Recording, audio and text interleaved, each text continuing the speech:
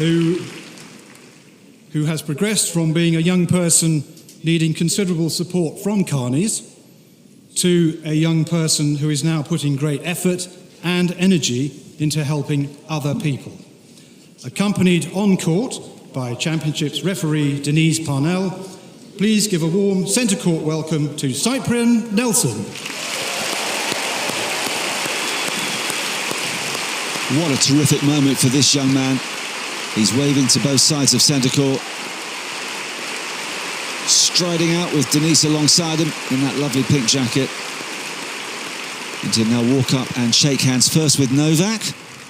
Have a little word with the seven-time champion. Then with Carlos.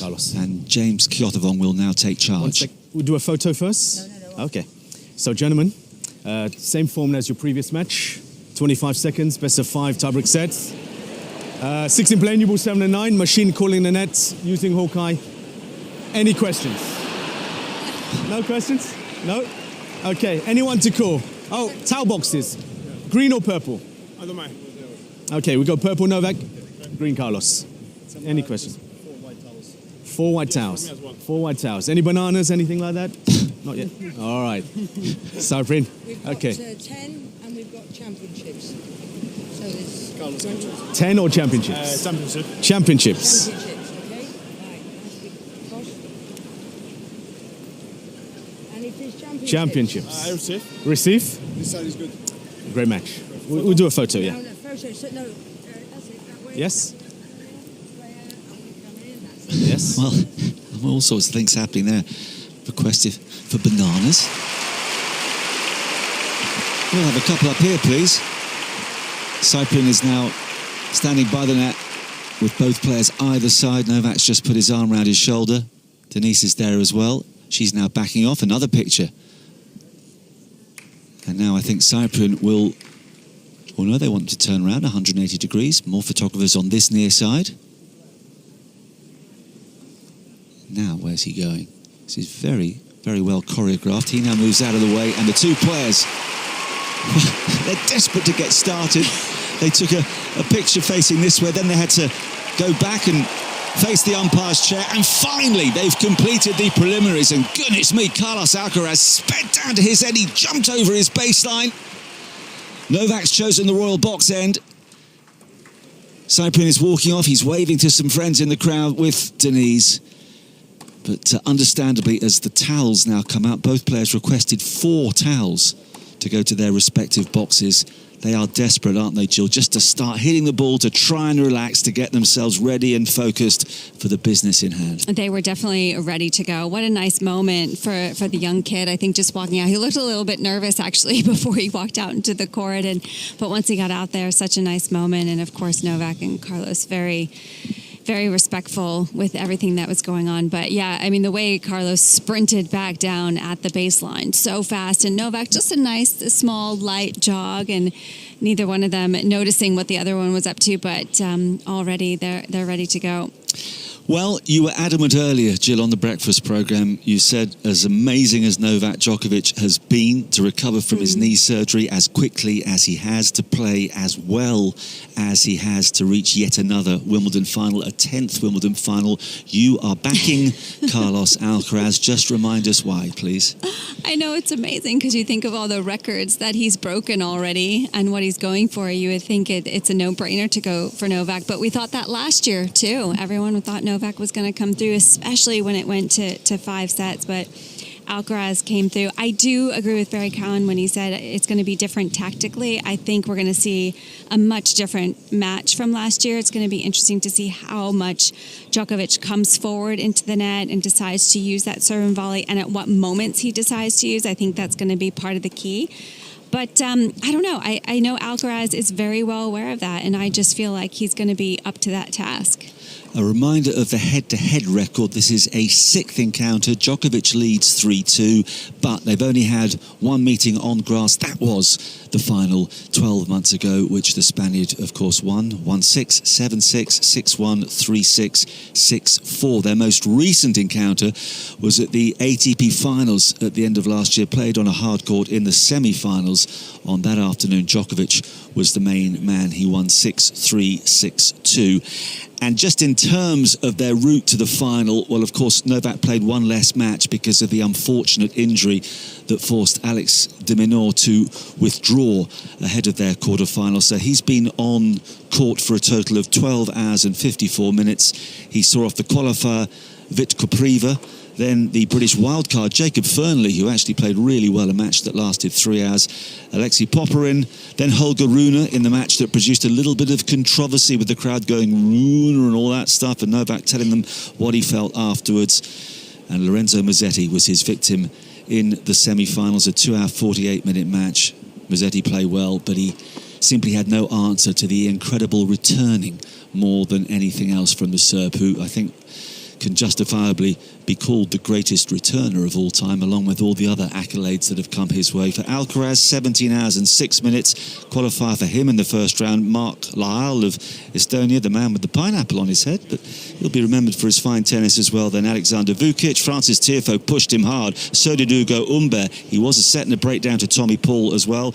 And of course, he had to come from a set down to Daniil Medvedev. There have been those, Jill, who have said by his own remarkable standards, he hasn't played as well as he can. He flickers in and out a little bit. Barry Cowan disagreed. He says simply that the players he's come up against have been outstanding, and yet he still managed to beat them all. I actually think it's a little bit of both. I think even Alcaraz mentioned himself that he feels like in some of the matches, not all of them, that he has had those up and downs, but I also agree that the fact that his opponents have come out and played exceptionally well because they know they have to. They know they have to do something special. I feel all the players are feeling that when they come out and play Alcaraz because he has everything at someone who's only 21 years old. So, yes, Tiafoe played insane. Humbert returned exceptionally well. Same with Tommy Paul. So to me, that's also part of the reason where I'm favoring him a little bit because he has had those challenges and he's had to face such exceptional players that have played very well leading up to this final. So I think those challenges have been good for him. The warm-up is complete. Very quickly, you have heard of Tom Cruise, haven't you? I have. Yeah? Have you heard of Benedict Cumberbatch? Yes. Good. So everything's rosy in the Royal Box? I actually know quite a few people in the Royal Box today. You see, you're learning. You're learning all these tests every day. Shockingly enough. Have helped. Just a reminder, we've got dedicated commentary from number one court. All the finals taking place there today. Alfie Hewitt's already won. We've got the girls' singles final a little later. The boys' singles final is happening right now. Nikolai Budkov-Krah of Norway took the first set 6-3 against Mies Rotgering. They're level at 3-all in the second. The choice is yours. We're focusing on this match. Here we go. After all the talking, the action's about to begin. Jill will head next door in the commentary box. Already waiting for us, Barry Cowan and Barry Mills. Welcome, everybody.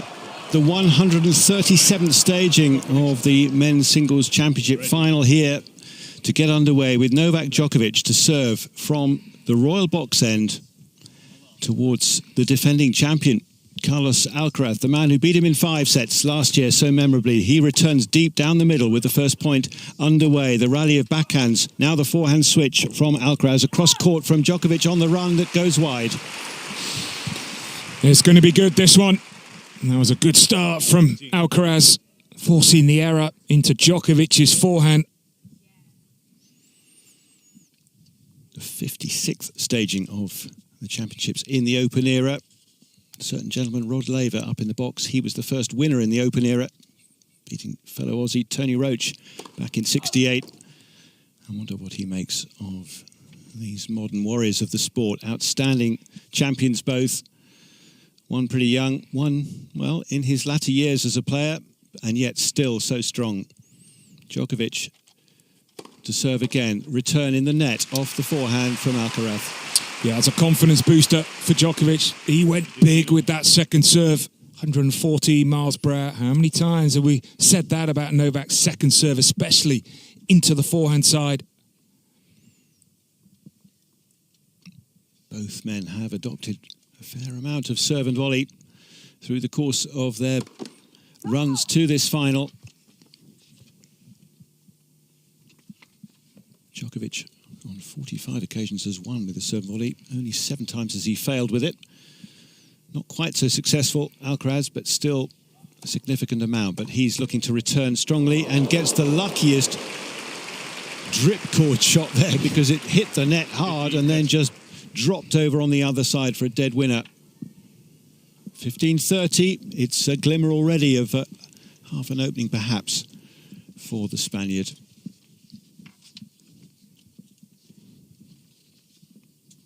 Djokovic taking his time to bounce the ball and set himself. And right-handed serve wide to the backhand, the reply to his two-hander.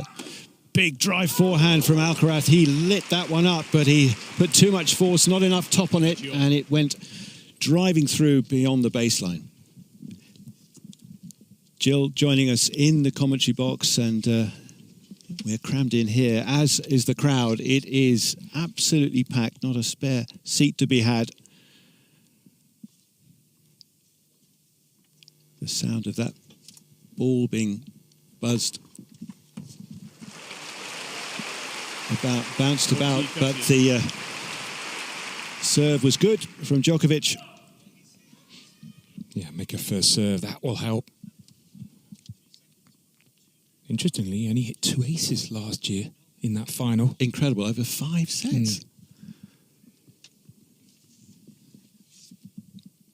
The Serb serves down the centre, just keeping it within the bounds. The return comes wide to the sideline. Djokovic then forced to his backhand and has gone long, just searching for the rhythm, Jill, that obviously he's so adept at doing. Don't think it'll take him too long. No, I don't think so. It's good to be back in here with you guys. Enjoyed it last year, but that mistake that Alcaraz made, I already liked the fact that he was going pretty big on that forehand out of the gates, out in that first game, just trying to show Djokovic that he's going to go big on some of these forehands. At deuce, this first game, backhand reply from Alcaraz at the far end. He's deep behind his line. The volley put in play by Djokovic. He put it to the forehand and he got stung by the response. Yeah, it wasn't a bad volley, but that's the danger when you do hit that volley into the open space against a great athlete. Alcaraz was sharp with the pass. So break point already for the young Spaniard. The sun beating down on the back of Novak Djokovic. Shadow out in front of him. And he prepares again. Meticulous nature of the man. No stone unturned in his pursuit of glory over these past 2 decades. And indeed, as a youngster developing as a player, always had his eyes on the biggest prizes, and there's none bigger than this one. But he's under some pressure on the backhand wing, makes the drive there, but Alcaraz trying to keep him deep, doesn't manage it on that last shot, putting a forehand in the net. Yeah, I think that's a type of point that Djokovic is going to like. He's going to want Alcaraz to go into his forehand a little bit more, because Djokovic, to me, that's the area that he's improved a lot. He's gone so much bigger on that forehand side, has been really successful at getting that good rhythm, being able to get that ball off the court. Again, we focus on the server who puts that in the net. Of course, Djokovic still with that grey knee support around the right knee, where he tore a meniscus prior to this Grand Slam. He did it at the last Grand Slam at Roland Garros. And the man he's facing today, the man who ultimately won that title to claim his third, but Alcaraz trying to step up to the serve there, Barry, just couldn't control it, cover it, and it goes long. Yeah, we've seen it already in this opening game. He is going to switch his return position, whether he'll stand in or whether he'll stand back. And you have to be adaptable against Djokovic, because the variation that Djokovic brings. Advantage to Djokovic, hitting strongly with the forehand, pushing Alcaraz from side to side on the other side of the net, but the Spaniard meeting it well. Of course, he has such good foot speed himself. And it's an error from Djokovic again. That's good rallying. I like the fact that Alcaraz was willing to stay on that backhand cross court. He feels just as comfortable as Djokovic in that category. Thank you. 6 minutes gone already, this opening game. We had one game last year between them that lasted 27 minutes early in the third set. Yeah, I know someone who was waiting to get in a long time to get their seat. Too long with that serve.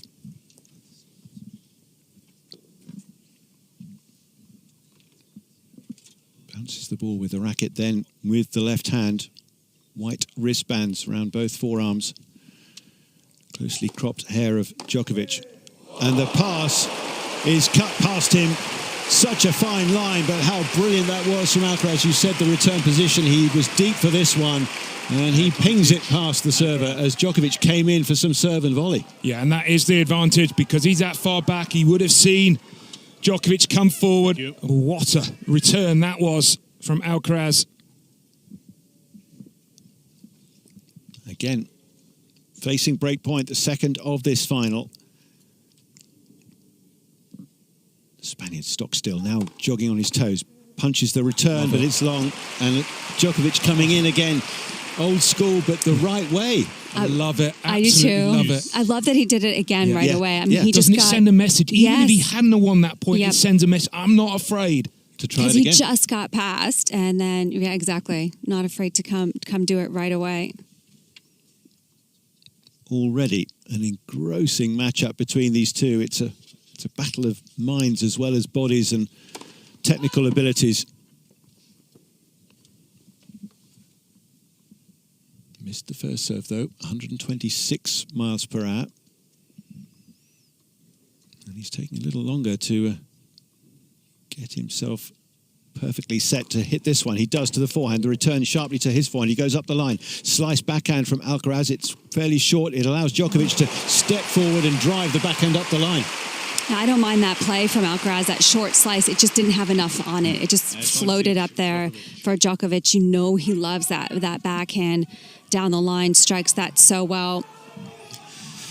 Well, of course, friends and family, all the support in the players' boxes just around from the Royal Box.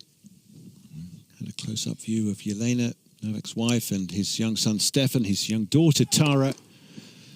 The fact that he's been able to play and maintain this incredible level into his late 30s, allowing his young children to see their father do such great things. But can he today reach that elusive 25th Grand Slam singles title? The return comes to his forehand. He goes cross-court. The drive down the line. He digs that out just over the net. Alcaraz on the approach with the slice. The lob's gone up from Djokovic, but that's going long.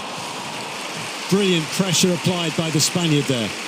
Well, the opening game, 14 points, and how many different points have we seen already? What an approach. That one he knifed, had a lot of pace on it. He could see Djokovic inching forward and went for the depth. Don't they know there's another final to watch Thank you. tonight? As well as the mix to come in between, of course. Maybe it'll be concurrent. You know what I'm talking about. Right, Djokovic, again, trying to find a way through this 10-minute first game and counting at Juice. He took quite a few of those serves in the net, the opening game, Djokovic. Alcaraz just adjusting the hair, getting it out of his eyes and setting himself in his return position. Both hands on the racket, black and white framed. He drives it. I think it caught the tape, but he drove it brilliantly. He was poised to do that. He was ready for it, and he salutes somebody up at the back there behind him. The support he is getting from the crowd, and this, of course, again, is going to be such a factor how they work with the crowd, how the crowd supports them, who they really support through the course of this match. We're in the first game, and I'm loving it. But I love that tactical play from Alcaraz, just charging the net off that return. Breakpoint number 3, Djokovic serves to the backhand. Blocked reply off the backhand side, single-handed. Now the drive from Alcaraz, but he leaves that one in the net, and it is a juice again. And that's the type of error we have seen a few times. You wouldn't expect opening game, breakpoint, Wimbledon final. He nets the backhand. He wasn't under pressure. Ready for play. Thank you. James Giothvong, a very experienced British umpire, chairing his third gentlemen's singles final here. A couple of ladies' singles finals he's also presided over, and numerous others besides. Great return, but what a half volley from Djokovic, withstanding again at the net, but that volley's going to go long in the end. Too much force from the Spaniard, driving it back up that backhand side, and Djokovic, as strong as he was, just couldn't handle the last one. Alcaraz. Just good reactions at the net, though, from Djokovic. But you're right, the fact that Alcaraz just got another play on that forehand and had so much time to set up. Just powerful hitting from the Spaniard.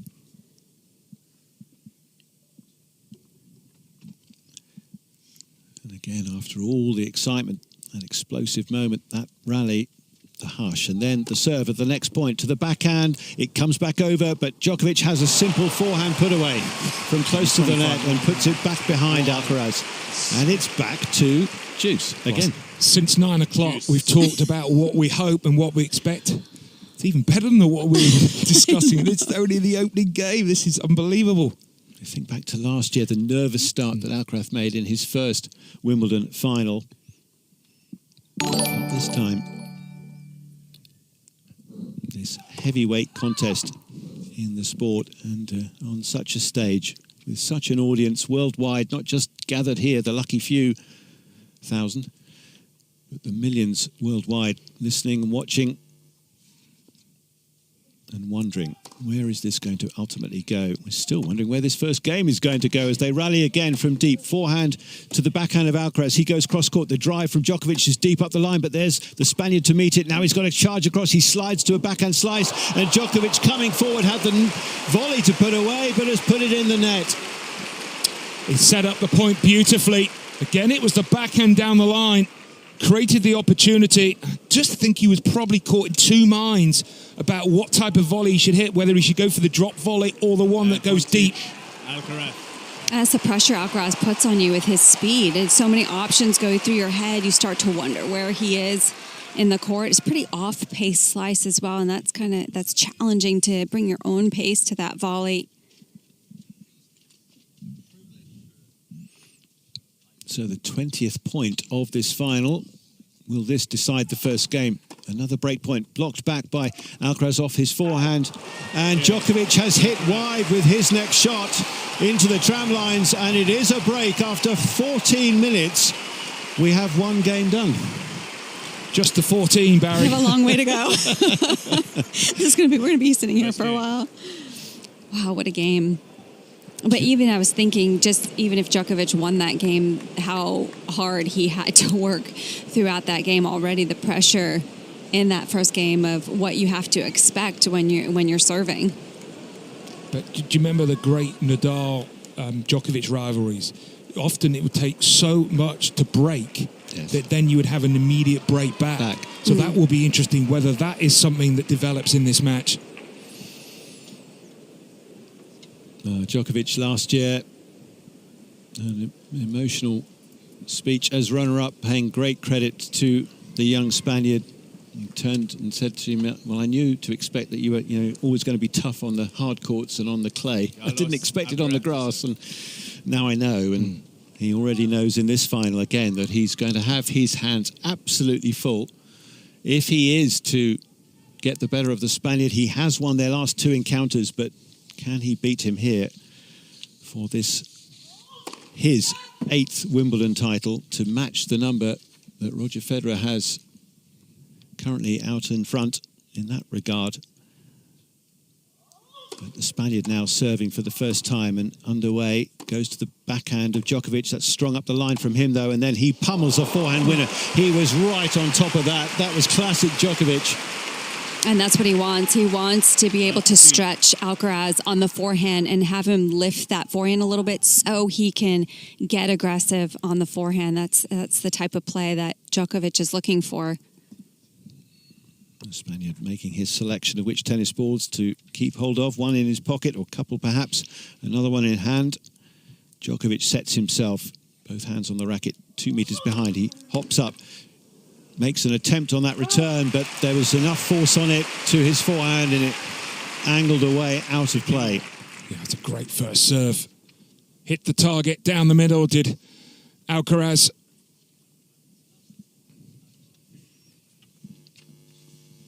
Djokovic, who has won 4 of the last 5 matches he's contested against top 5 players at Wimbledon.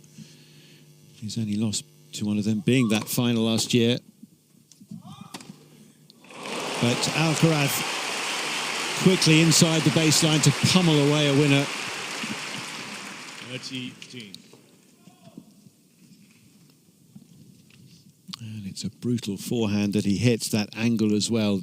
The force we know, and of course not so long ago, guys, he was sporting the sleeve down that right arm, the issues he had earlier in the season.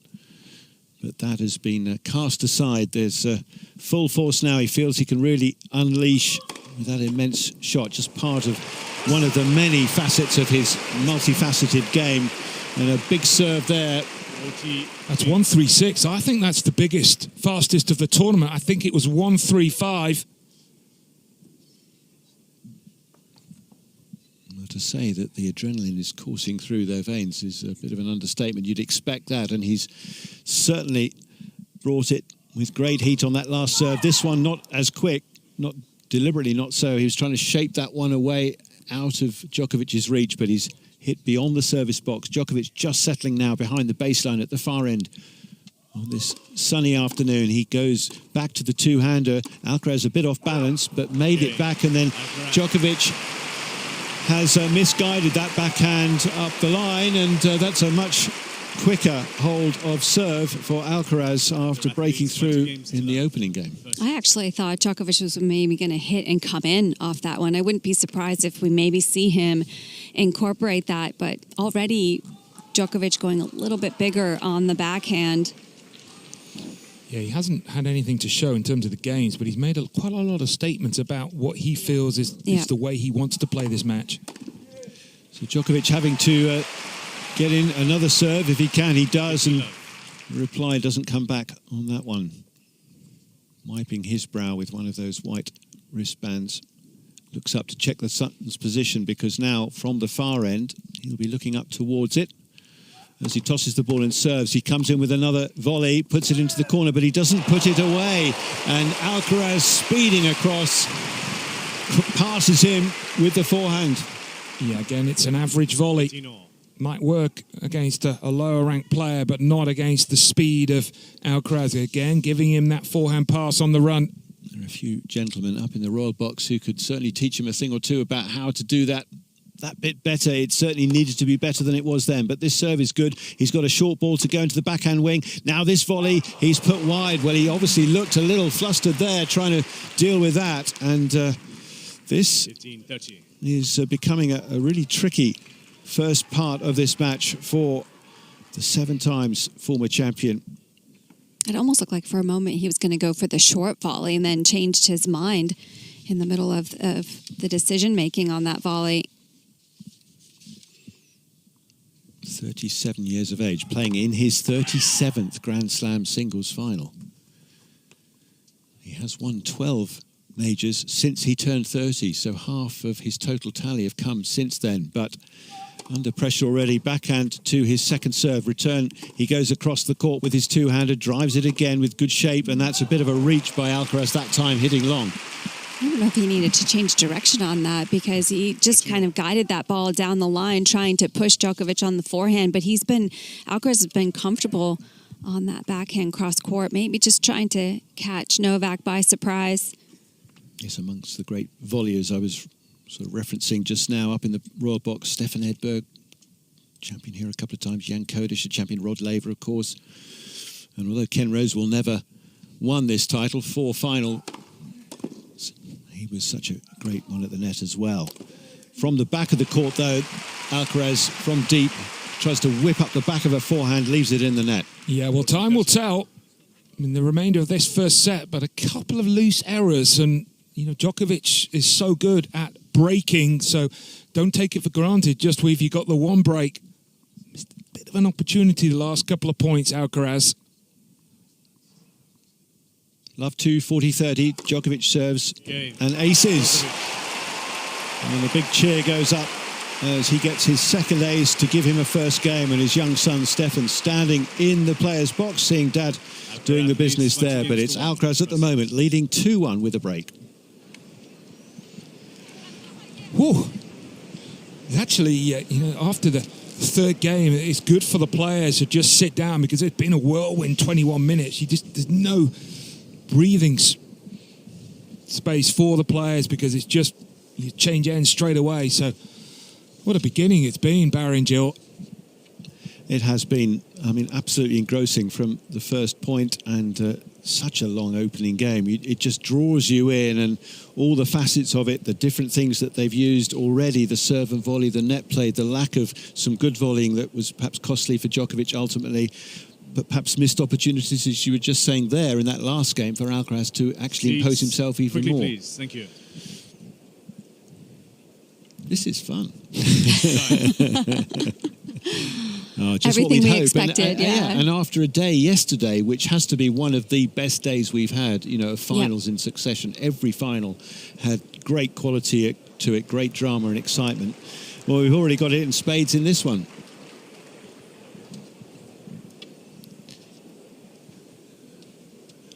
Bright sunshine on centre court. How he could have done with that in the first week.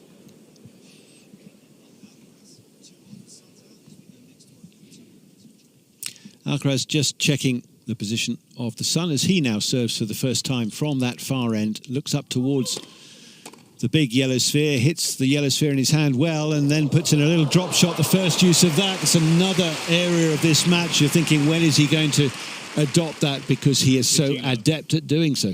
I think we're going to see more of that. I mean, I like that, the strategy there of going into the body. I feel like with the serve, I feel like Alcaraz, well, both of them can use it a little bit more often. And because Djokovic was not balanced after the return, perfect time to use the drop shot. Ace down the middle. It sizzles past the serve, stretching out but not able to touch it. Well, Djokovic struggled for first serves in his opening service game. Alcaraz has been serving very well so far. Start of the match. Well, amongst those sitting in the stands are two gentlemen last evening who came so close to Wimbledon glory but were thwarted in the doubles final, the men's doubles final. Max Purcell and Jordan Thompson, but they are engrossed in this, as we are. And it's another clean ace from Alcaraz. Serving out wide, and yeah, Djokovic will be thinking this is going to take all his resolve, all his years of experience, and perhaps then something even more than he's ever found to get through this matchup. Still early days, of course, but heavy hitting, dominating, and I don't know about you guys, but do you think, you know, to me now, Alcaraz, he's come out here as the defending champion today. He's really come out with a sense of sort of purpose and almost a calm swagger about him. Would you agree? I agree, yeah. I actually don't even think he's thinking about defending the title. I think he's just taking this as another match and just really clearly thinking about strategically what he needs to do. So Djokovic yet to lay a glove on the Alcaraz serve, but has already been bruised on his own. 1-3, he serves again, half volley as he's come forward, but this is a simple put-away pass, and this is the trouble. The return quality, the serve perhaps not the biggest to come in behind, and it gave Alcaraz the time to dip it. It forces Djokovic to hit up, and then Alcaraz can just pick his target. He is returning unbelievably well. 22% of his serves unreturned. As for Alcaraz, 44% of his serves unreturned. It's been a big key so far.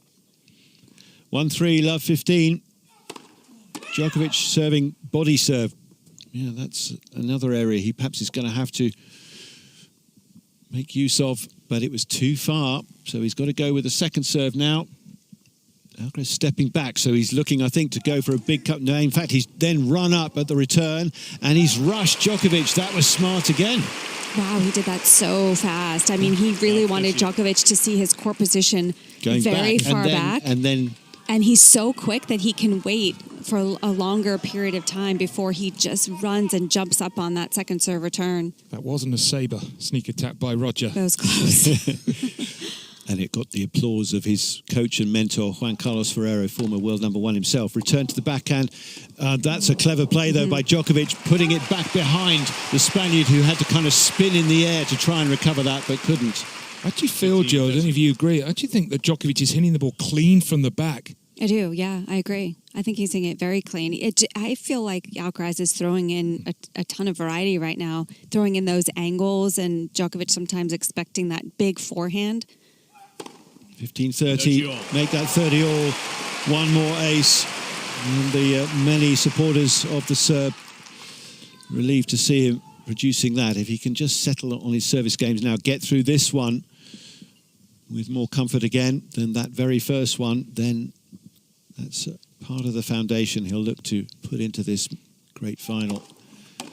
The return comes to his forehand. He has to step back, hits it down the line, goes cross-court sharply, and again, clean hitting with power and depth from Alcaraz. Well, on the stretch there, Djokovic open stance backhand. Interestingly, he decided to go back down the line over the lower part of the net.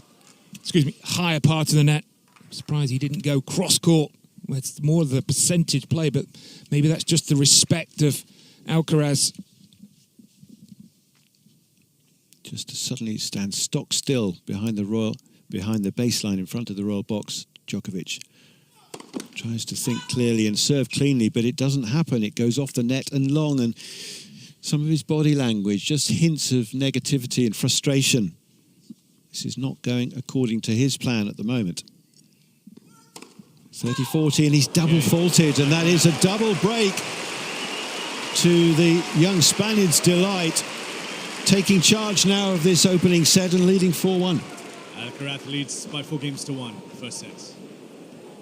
Well, just trying to go big on that second serve, and sometimes he gets away with it, but he's not afraid to take that risk, Djokovic, and you never know, sometimes that can pay off at the later stages of a match, but right now, maybe just feeling a little flustered. Yeah, I think he's created that uncertainty, Alcaraz. I mean, even in that last game, the standing in, the charging forward to the return surprised Djokovic. In the opening game, he also did the same thing where he hit an aggressive return, came forward. He's sort of got under, he's rattled Djokovic early on. Yeah. And it's not easy to do, to rattle someone in a final and execute, but he's done that brilliantly. And you brought up that specific second serve return again, and we saw the response from Juan Carlos Ferrero right after that. I mean, that seems like it's going to be a strategy that we're going to see more of from Alcaraz. It's just about what moment he's going to incorporate that.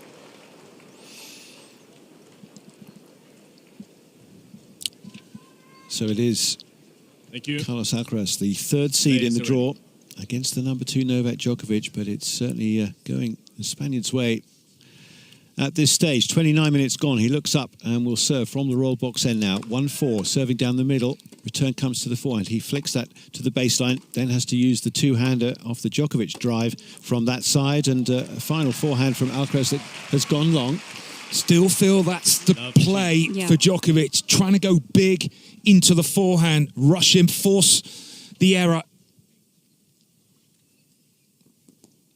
Djokovic sets himself about 2.5, maybe 3 meters behind the baseline. Piercing stare towards the server as Alcaraz hits to his backhand. And Alcaraz now with the serve and volley and showing Novak a thing or two how to do it there. That was so clean into the far corner.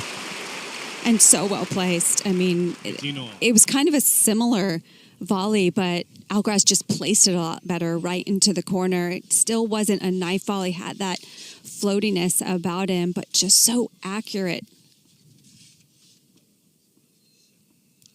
Alcaraz just checks on his serve, his action, now is ready, launches this right-handed, and that was towards the body, and it forced Djokovic to put up a kind of defensive, flat face of the racket to it, and he's put it in the net.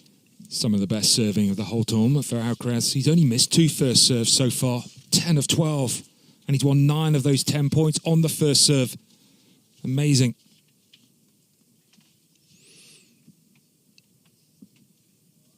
.30-15, serve in the net.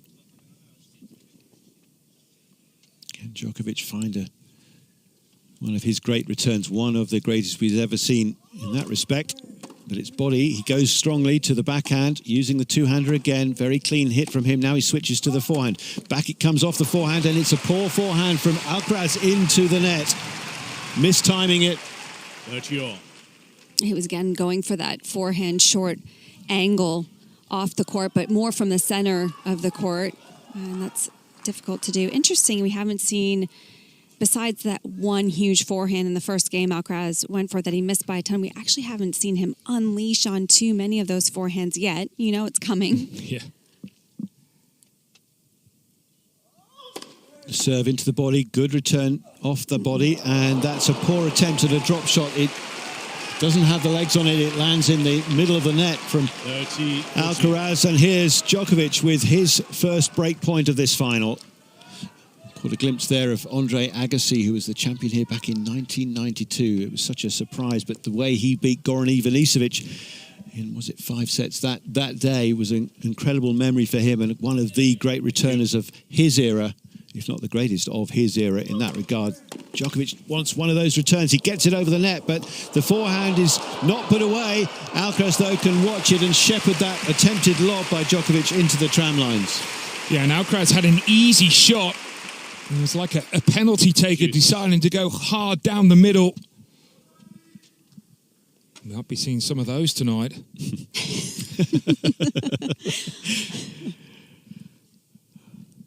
We're all going to need a bit of a breather tomorrow, aren't we? Goodness. Oh, the intensity, the contest that these two have already put on this court. So many little moments that add up to the big picture. Intriguing. Comes to the backhand, driven to the forehand of Djokovic. Forehand cross with more power, and then Djokovic tries to go macho against that with his forehand, but it's Mark II, and it was a bit too quick. 48 points that we had, and only one of those have been over 9 shots. It's quick-fired stuff. Yeah. That's going to change. Has to change. Again, with all those zoom lenses on either side, focusing on these two, and fully focused there. Alcaraz with an ace down the tee. 3 aces each, but in terms of game score, he's way out in front at 5-1. It's interesting because Djokovic had a break point there, but I really felt like it was due to the fact that Alcaraz threw in a couple mistakes going for that drop shot attempt. So I still feel like these points have been on the Alcaraz racket. Already serving to stay in the first set, Novak Djokovic. Not a position he's that used to necessarily, certainly through the course of these championships. Only the once where he was a set down, that was against Alexei Popyrin in the 3rd round, but he did quickly turn it around, and he's moved swiftly in there to pop off the volley at the start of this 7th game.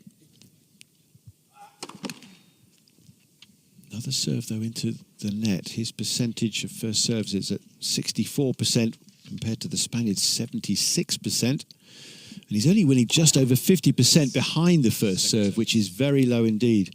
Whereas Alcaraz has dropped only 2 points out of 13, so he's at 85%. This second serve is strong, comes off the forehand return, but good pressure from Djokovic. That's a good volley deep, and then a high backhand volley. Managed that very well because Alcaraz still came back with one more ball to test him, and he had the answer to it. Well, he missed one of those volleys in that crucial opening game on game point.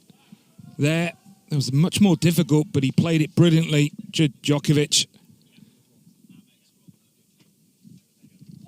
At 30 love, serve to the backhand, reply to the wide side, the far side, I should say. Backhand from Djokovic going cross court. Then he's forced into a quick shot from the baseline, pings it to a great depth, and again, and it's Alcaraz ultimately with the error, but such quick fire from both of them, exploiting all the depth and width of the court here. That's just better ball striking from Djokovic. Just a lot more depth overall. 3 or 4 shots in a row. Understands that he has to be able to have that accuracy off the ground. He got a 6-1 first set in last year's final. He doesn't want to lose this one. 6-1, of course, he doesn't want to lose it by anything. But right now, trying to get a second game for him. Missing with that first serve at 40 love.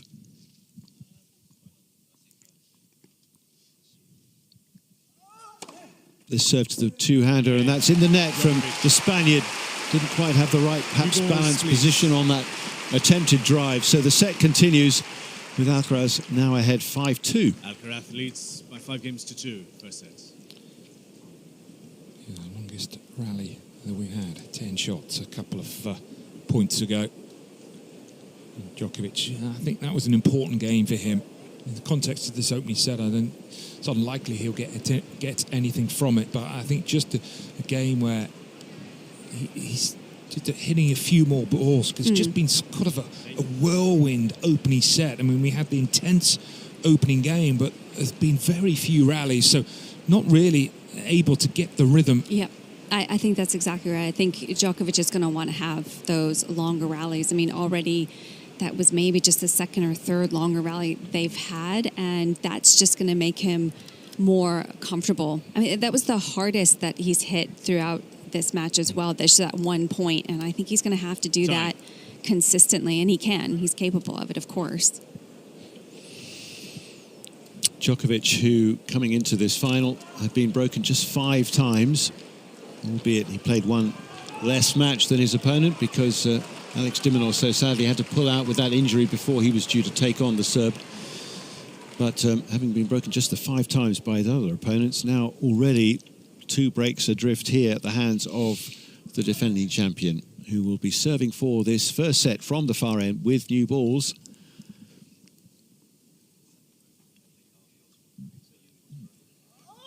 The serve to the body, blocked into the net. He saw that Djokovic was standing up to it, so a body serve just takes time away, doesn't give him the time to move and give his body freedom to hit a good reply. History will tell you he does hit that serve quite a lot into the body, Alcaraz. This serve down the centre with force, but too long.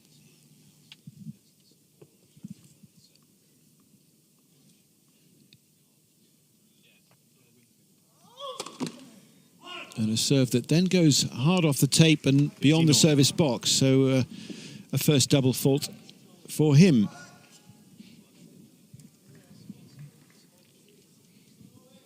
But he does look very calm and poised, assured. And why shouldn't he, with the performance he's put on the court so far? Had to work his way out of some difficulties in previous rounds. In fact, 3 of his matches, he lost the opening sets of those. Second serve now, after the first one was in the net. The return to his forehand, he goes really heavy. That's a mighty blow up the line with that forehand drive. Such a good second serve, 109 miles an hour, and again into the body of Djokovic. I love that he's continuously going for that serve. It's been effective so far. Just again, brushing a hand through his hair now. Times he has that appearance of just thinking, well, I'm just playing a game of tennis in a park. It just happens to be the centre court at Wimbledon, but it's kind of that carefree nature, that ability to be just enjoying the sport. You want to see them enjoy it, and yet there's so much in terms of prestige, prize money, etc. But all he's thinking about is trying to hit that next ball even better than the last. And that's not so good from Djokovic, who's put a forehand into the net. One more unforced error from him, his 9th. Yeah, it's a poor miss. However, 5-2, 30-15. I still think he's probably right now thinking about the start of the second, Djokovic. The sun continuing to shine on the Spaniard here as he serves a little too far with that down the middle. Djokovic blowing on a racket hand, now sets himself again. He's pretty close to the baseline. This serve to his forehand, he goes cross-court sharply, and Alcaraz just finds the inside of the baseline, but is then troubled by an excellent angle from Djokovic with the two-hander across the court, and the Spaniard making the error finally. 40-30. That was the perfect shot. I mean, it was a great return and a great pickup from Alcaraz, and already was in trouble. So with how far back he was, smart for Djokovic to go for the angle. 40-30 set point. 40 minutes played after that very long first game, and the breakthrough. Another break came a few games later. Fended off one break point himself, but he's been the boss of this first set, and it ends with that return into the net from the Serb, the defending champion, very much on song, calling the tune so far here. And he's taken that first set in 41 minutes by 6 games to 2. So, as they pause, I will have a quick breather, hand you over for Philip Stud for commentary on the second set. But Barry and Jill, your thoughts so far on what we've seen? What a final already. I think Alcaraz has just started tremendously well, and I think it started with the variety that he brought what we've been talking about. He went big right out of the gates, and then all of a sudden found his rhythm, threw in some angles, threw in a serve and volley. Djokovic in the beginning has not been successful that successful when he's come into the net, which is something different. He's been so good at the net leading up to this final set, something that you think maybe he's starting to think about different ways that he can still throw that in because he's gotten good at it, but not exactly sure when. No doubt, Barry, I think that he's going to find his rhythm. I mean, Djokovic is, one of the greatest. He's going to respond. Yeah, the first game really did set the tone for that opening set. 20 points, that opening game.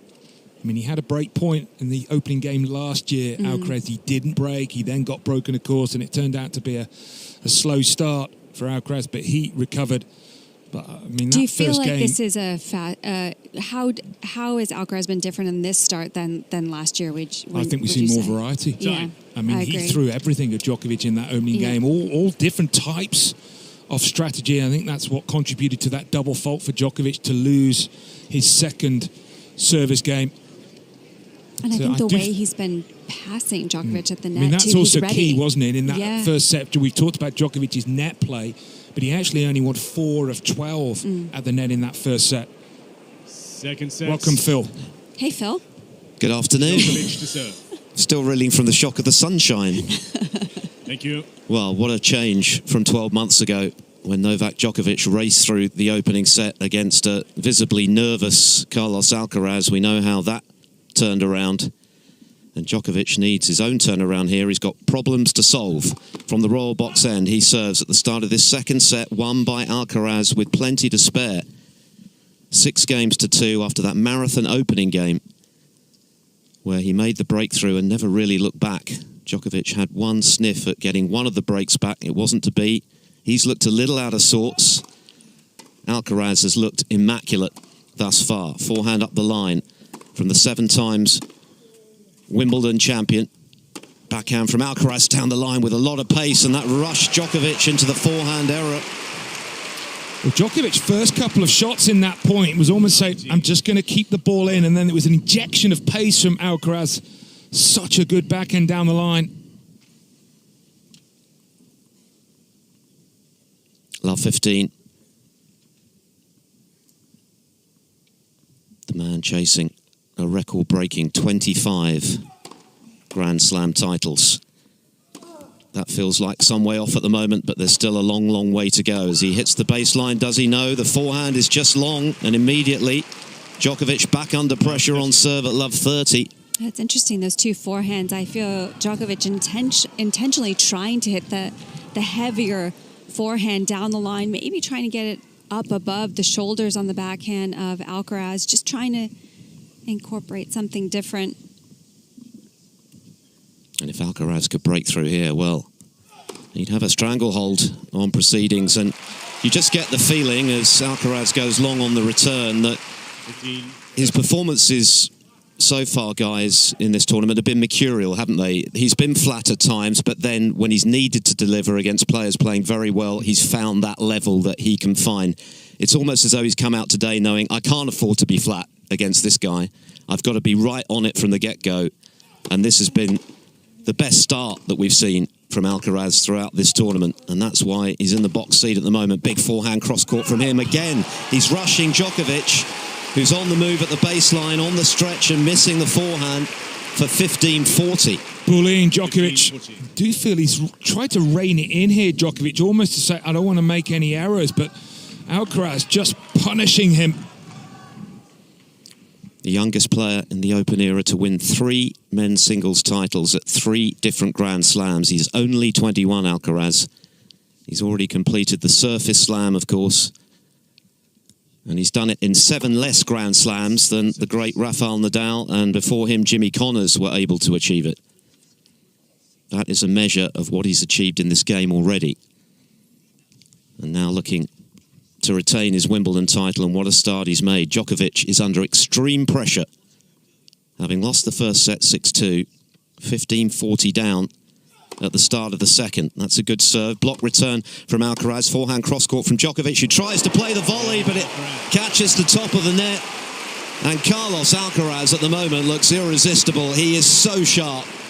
Djokovic, very rarely for him at the moment, doesn't have any answers. The break secured by the defending champion. Well, interesting first game from my perspective than the first game in the first set, because to me, Alcaraz already played a different game. He was pummeling it to the forehand side of Djokovic, and that was different from the first game of the first set. So I just feel like it's still throwing, the difference is still throwing Djokovic off guard a little bit. He's been so good with the returns. Yeah. Apart from the aces, most of the returns have just come back. Alcaraz has either chipped or he's hit over them. He's had very few free points, Djokovic.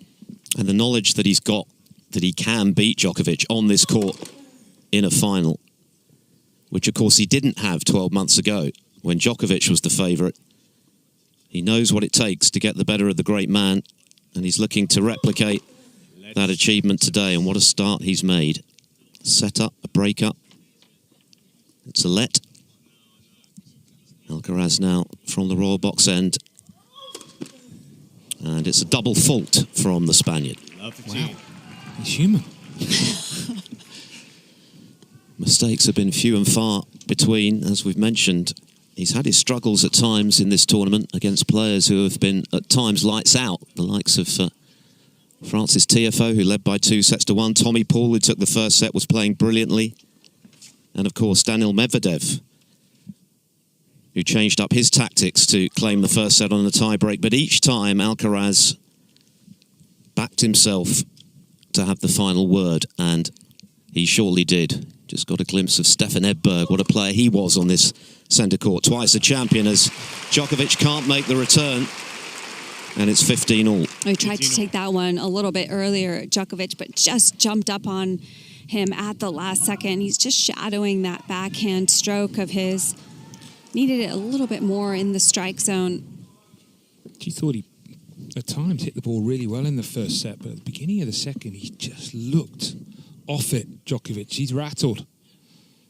15-all. Alcaraz looking to back up the break, plays the backhand drop shot beautifully. That's one of the shots that he arguably executes better than anyone in the game. Just feel like you don't know what's coming. Yeah. I mean, he's hurt him in so many different ways. Yeah. Djokovic stretching his hamstrings at the far end of the court. He looks a little discombobulated at the moment. What do I do to change the tide in this match?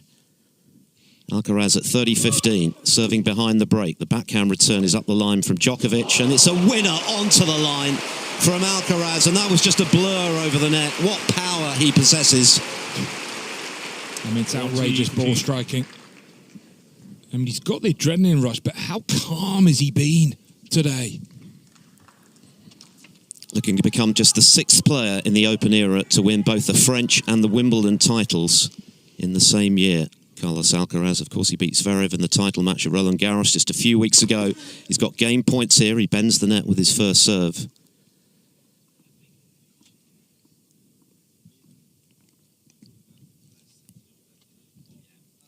Here comes the second. Djokovic steps in, hits the backhand return right back at the server, and Alcaraz misses with his forehand. I like that return right down the center, and Djokovic did take a little bit further stance inside just to take it slightly earlier and backpedaled. I mean, the key stat, they are similar in terms of points won on their second serve. It's the first serve that is a big difference. 15 of 17 for Alcaraz.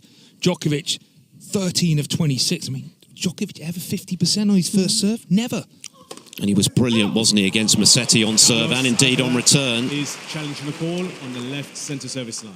The defending champion challenging that serve, which was called out. James Kjellvang, of course, in the chair. He has the honour of officiating today for the 3rd time in a men's final. And it was out. Second service. So a second serve, but Alcaraz still has game point to back up the break here. Arches his back into the net. He goes. It's another double fault. A couple of gifts for the 24 times Grand Slam champion. And he needs all the help he can get at the moment. Well, I think it's because Djokovic is looking to take it earlier, that second serve. He is getting more looks at a second serve, so that's helping, but that's just putting the thought maybe in Alcaraz's mind. There's been really nothing for Djokovic to cling on to so far in this final. No traction at all. Is this the moment? As he's got Alcaraz at juice. He can't make the forehand return, though, and you can see from Djokovic's body language But he's exasperated about that, and a clench of the fist from Alcaraz. Well, not too many have been able to rattle Djokovic's cage in a Grand Slam final. I mean, he's won 24 of them, but Alcaraz has done absolutely that so far. It's been a much more serene passage for Djokovic to this final. Of course, he had the walkover as well from the sad withdrawal through injury of Alex de Minaur in their scheduled quarterfinal. But as Jill has pointed out today on the Wimbledon radio channel, Alcaraz is battle-hardened coming in, and perhaps that's helping him right now. This time he's pushed back. Short ball for Djokovic to attack on the angle he's missed. And there are just too many errors like that at the moment from Djokovic, which are so uncharacteristic. But that surely, Jill, is due in no small part to the pressure that's being applied. Definitely. Yeah, I mean, Djokovic almost, you feel like he's not quite sure what to do with that ball. He knows he has to go hard. He knows he can't just guide that ball in the court because Alcaraz is so quick and is anticipating so well so far this match, and is just putting a little extra pressure on Djokovic's shoulders. Yeah, when you miss that approach, it's because I think he doesn't want to hit the volley. He's not won many points to the net. Only 4 of 14, Djokovic. And he's only won 2 of the 8 games played. Who would have believed that at the start of this final? Of course, he raced through the first set last year, then crucially lost the second set tiebreak, which turned the match Alcaraz's way. But today has been a very different story. Alcaraz starting like a train and hitting a lovely backhand cross-court. It's a defensive shot from Djokovic. And Alcaraz plants the off forehand just inside the sideline for another winner. And love 15. 2-love he leads in this second. I mean, even that forehand, he held it so well. And in Djokovic, I'm thinking a huge forehand's coming, and then all of a sudden just hits a high, heavy ball.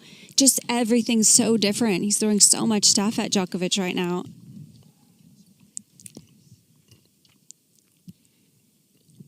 Djokovic is statistically the greatest player of all time, and he's going to have to draw on all of his reserves of experience and success in order to unlock the puzzle that is Carlos Alcaraz right now. 15-all, love 2, lost the first set 6-2, 6 minutes shy of an hour on centre. And when you consider the first game lasted about 15 minutes, and we wondered then whether we might be threatening the curfew in the singles final alone, never mind the mixed doubles to follow.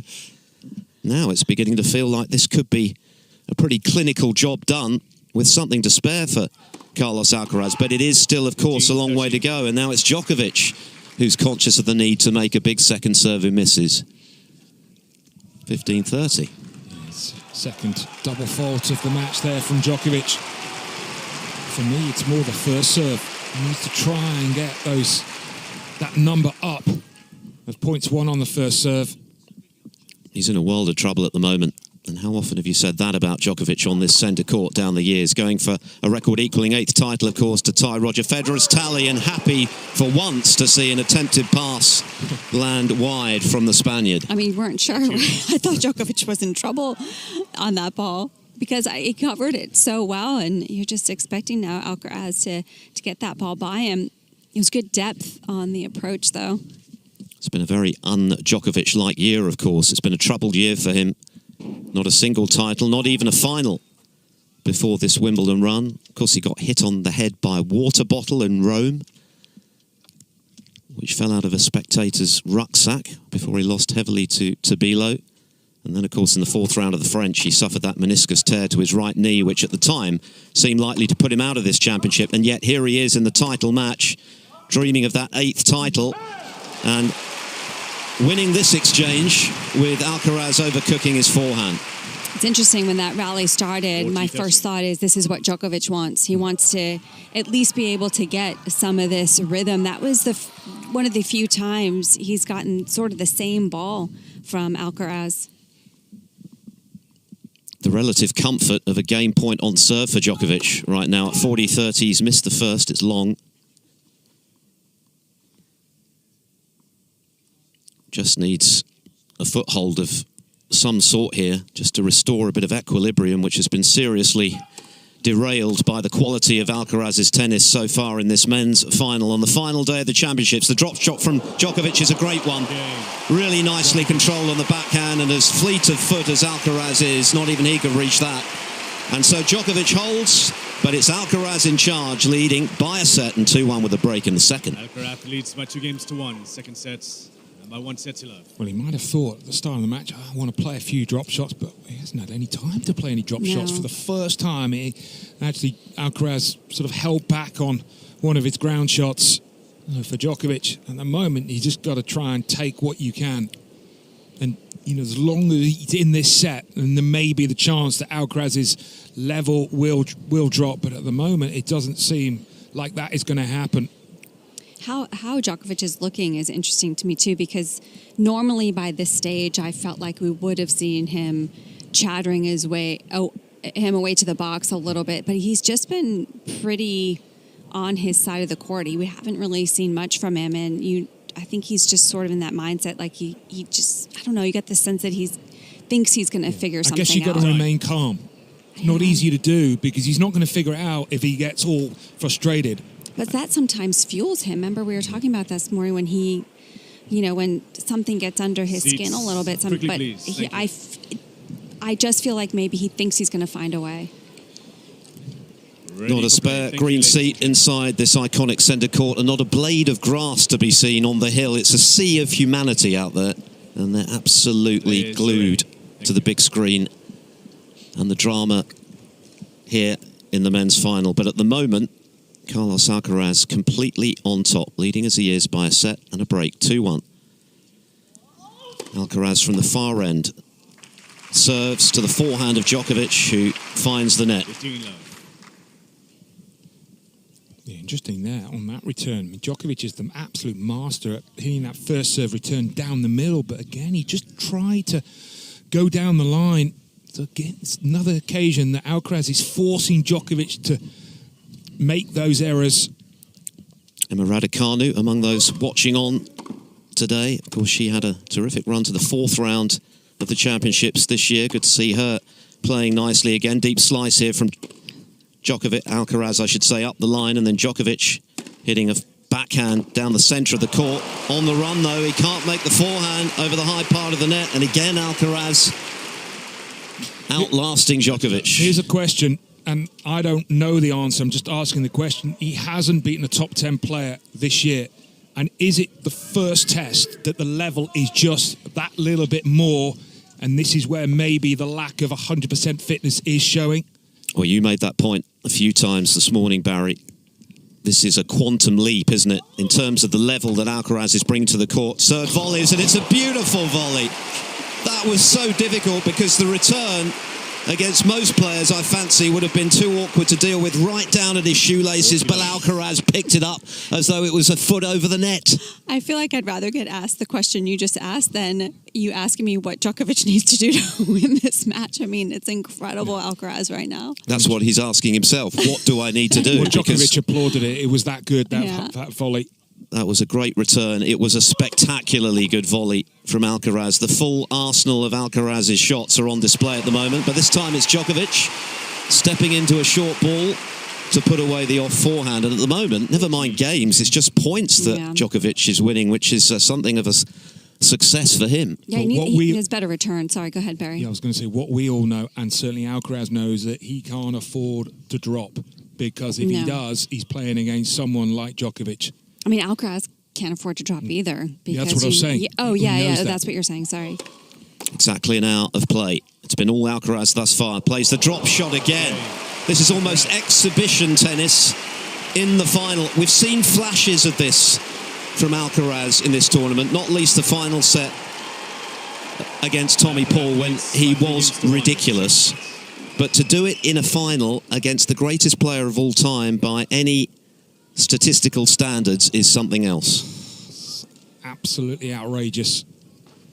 I mean, he can go heavy and hard, and then the next shot, deft touch, beautifully controlled drop shot off the backhand.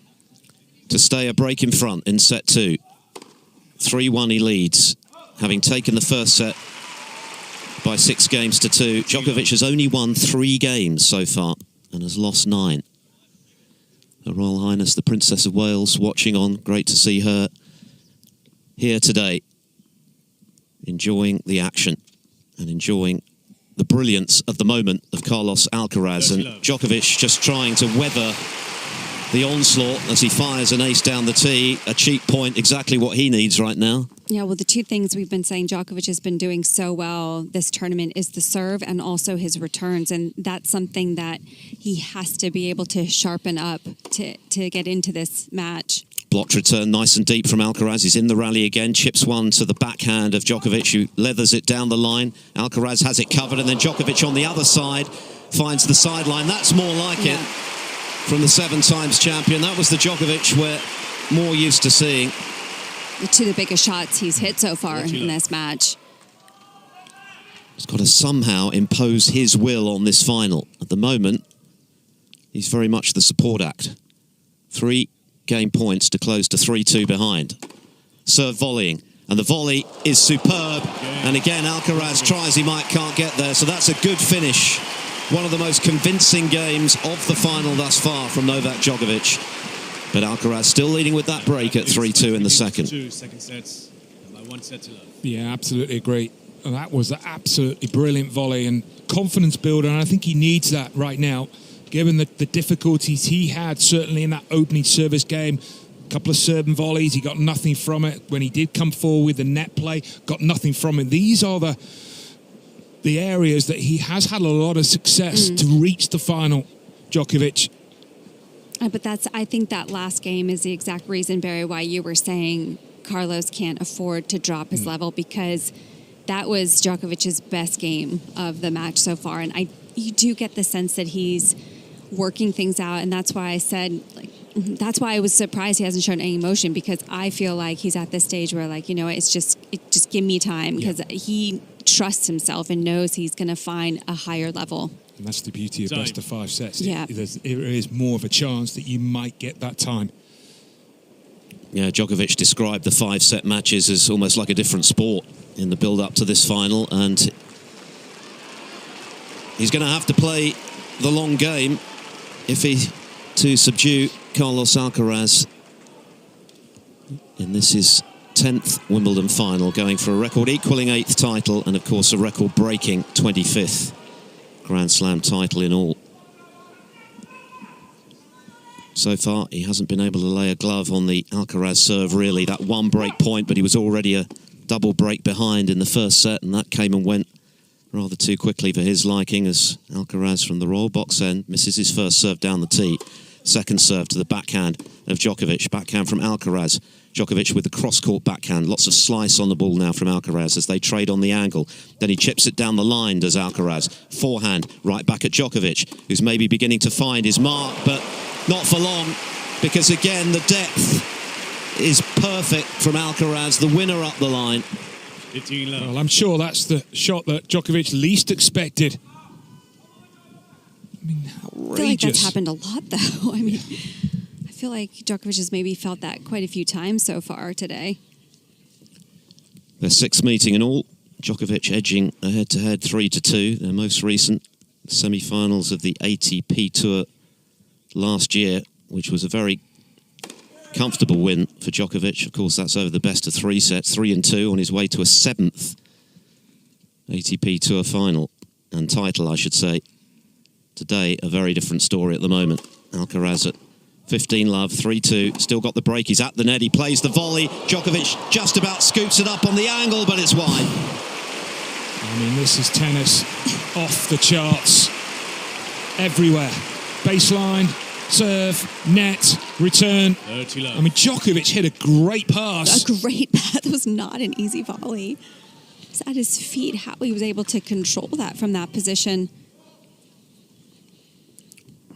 The narrative during these 14 days of competition has been that Alcaraz has not played as well as he can and hasn't played as well as he did last year. Right now, he's playing at a whole different level to what he produced last year when he won, of course, in the end in 5 sets in that epic battle with the man facing him today. And Djokovic is into the net with his forehand. That's the kind of mistake he can ill afford at this stage of the match. He hasn't been willing, has he, too often to go his forehand cross-court. He's looked to hit quite a lot down the line, and that's where a few of the errors have occurred into the net.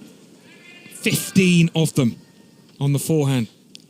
We talk about unforced errors a lot, don't we? But how much of that is down to the degree of pressure being Alcaraz. applied by Alcaraz, who races through a love service hold, and Juan Carlos Ferrero, his longtime coach, former world #1, former French Open champion, must be so impressed and indeed proud of the level that his charge is bringing so far today, Jill. Yeah, just looking at him, we just got a shot in our screen of Ferrero just talking to Carlos, and I think all of them very well aware that you just got to stay on Djokovic, and I think that was a part of the reason, just to remind him of what their strategy is, what the tactics are. You don't want to take your foot off the gas against Novak. He's serving at 2-4 down in the second set. Short return and the wrong footing inside him forehand winner from Djokovic, who was broken right at the start of this match. It was an epic game and was broken right at the start of this set, which is why at the moment he's a long way behind. Yeah, personally, I didn't think that first game would set the tone, but it absolutely has so far. 15 love. At the moment, all he can do is stay in touch, and that's an ace. Down the tee.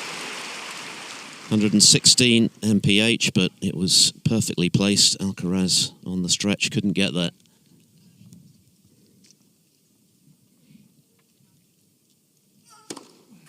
Forehand return from Alcaraz. Miss-hit from Djokovic. He's in at the net to play the volley on the angle very nicely, but Alcaraz gets there, bunts it up the line. The lob from Djokovic is wide. The speed of this guy is ridiculous. Are we playing at Wimbledon or the French Open on clay? He slid into that shot. That was incredible. But also to have the wherewithal to have complete focus on such a great shot to hit in that moment. I mean, it's one thing to get up to the ball. That's hard enough. But then to have that control, as you say, with the slide, shouldn't be allowed. No, ban him. 30-15, Djokovic down the tee. Must be thinking, goodness me, I know this guy's good, but I didn't know it was this good. Pass up the line on the forehand. This is scary. I mean, right now, this is some of the best tennis I have ever seen in a Wimbledon final. It's that good. It is that good. And Messrs. Cowan and Krabus do not make statements like that lightly. That is a measure of how well Carlos Alcaraz is playing right now. He's already achieved so much in the game. He's already broken records for what he's achieved at his age, but this is something else. And as a result of that, Djokovic, it's almost as though he's playing with blinkers right now. He doesn't know what to do, and even the most routine shots that for him would normally be made with his eyes shut become tricky. Again, it's an unforced error, but Alcaraz has forced him to make that error. Yeah, I mean, he saw Alcaraz. Alcaraz was covering the exact spot he needed to, anticipating. Wow, unbelievable. 30-40, the chance for Carlos Alcaraz, the defending men's champion, to move 2 breaks in front and serve for a 2-sets-to-love lead. And we've only been on court for an hour and 10, and when you consider that 15 minutes of that was the first game, since then, it has been strictly one way.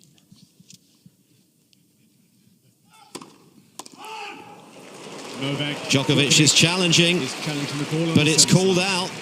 The ball's put out. And Alcaraz is convinced it's out. I think Djokovic is just hoping rather than expecting this to be overturned. It's long, it's a double fault.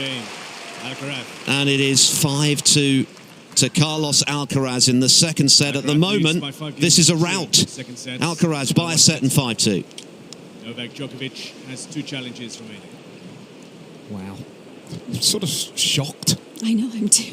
It's just incredible the way Alcaraz is playing right now. And I mean, how often do you say that Djokovic right now is having a hard time finding a way in? I mean, we thought, Barry, after the first set, okay, there's a couple long rallies. He's going to find his rhythm. There were a couple points that he played well, started to go bigger. But it's, I mean, the way Alcaraz has responded to that is just thrown in more variety. All of a sudden, as soon as maybe he's recognizing Djokovic feeling better, throws in the drop shot, all of a sudden just gives him something completely different to work with. It's been the complete match, and it's why I've actually felt for a while that clay is not his best surface. You know, faster courts are his best surface because his natural personality is to express himself, and court like grass allows him to do that. Yeah, I the way he plays, I'm not surprised he's good on grass. Yeah, I mean, Thank you, I know ladies and Good on gentlemen. everything, isn't he? he felt like he took a while to get comfortable on the Players grass, are ready. but it's just insane. I don't think anyone Thank you. could have possibly believed, perhaps Alcaraz himself included, that after just 72 minutes of play, he'd be a game away from a 2-sets-to-love lead against, by common consent, the GOAT. So if Djokovic is the GOAT, how good is Alcaraz? He's only conceded 4 games so far and is serving for a 2-sets-to-love lead. Djokovic has got to be thinking, hoping, surely there's going to be a letdown in this level at some stage. And can I hang on in the meantime? Well, that's a double fault from the Spaniard. Yeah, it's a good point, Phil. It's, right now you say, well, he needs to get pumped, but you've got to have something to cling on to get pumped. I mean, he hasn't hit an unbelievable shot at an important moment. Exactly right. Yeah. He's been living off scraps. But love 15. Alcaraz serving for the set at 5-2, and into the net goes many people's pick as the greatest returner of all time. I recall Lorenzo Musetti saying that the way he was returning at the back end of their match was, in his words, a joke.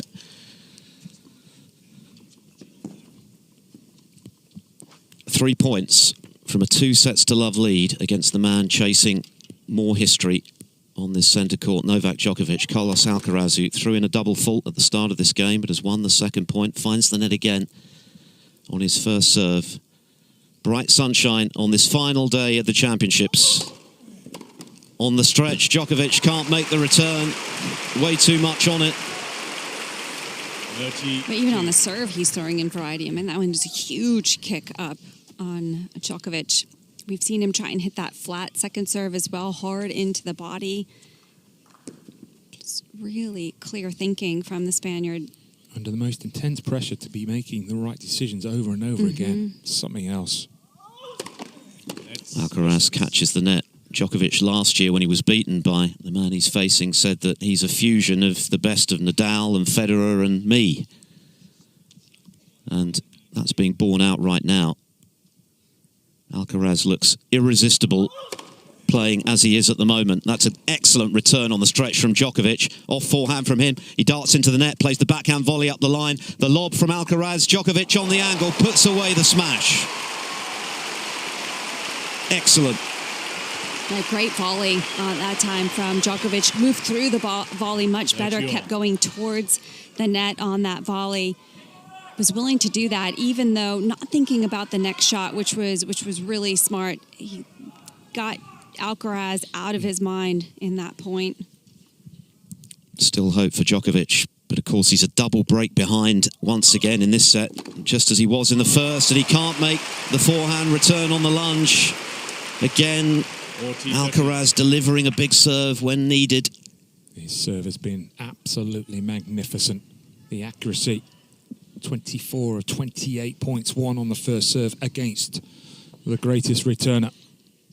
75 minutes on court, 15 of which were devoted to the first game. Set point, Carlos Alcaraz for a 2-sets-to-love lead. He crumples the racket of Novak Djokovic.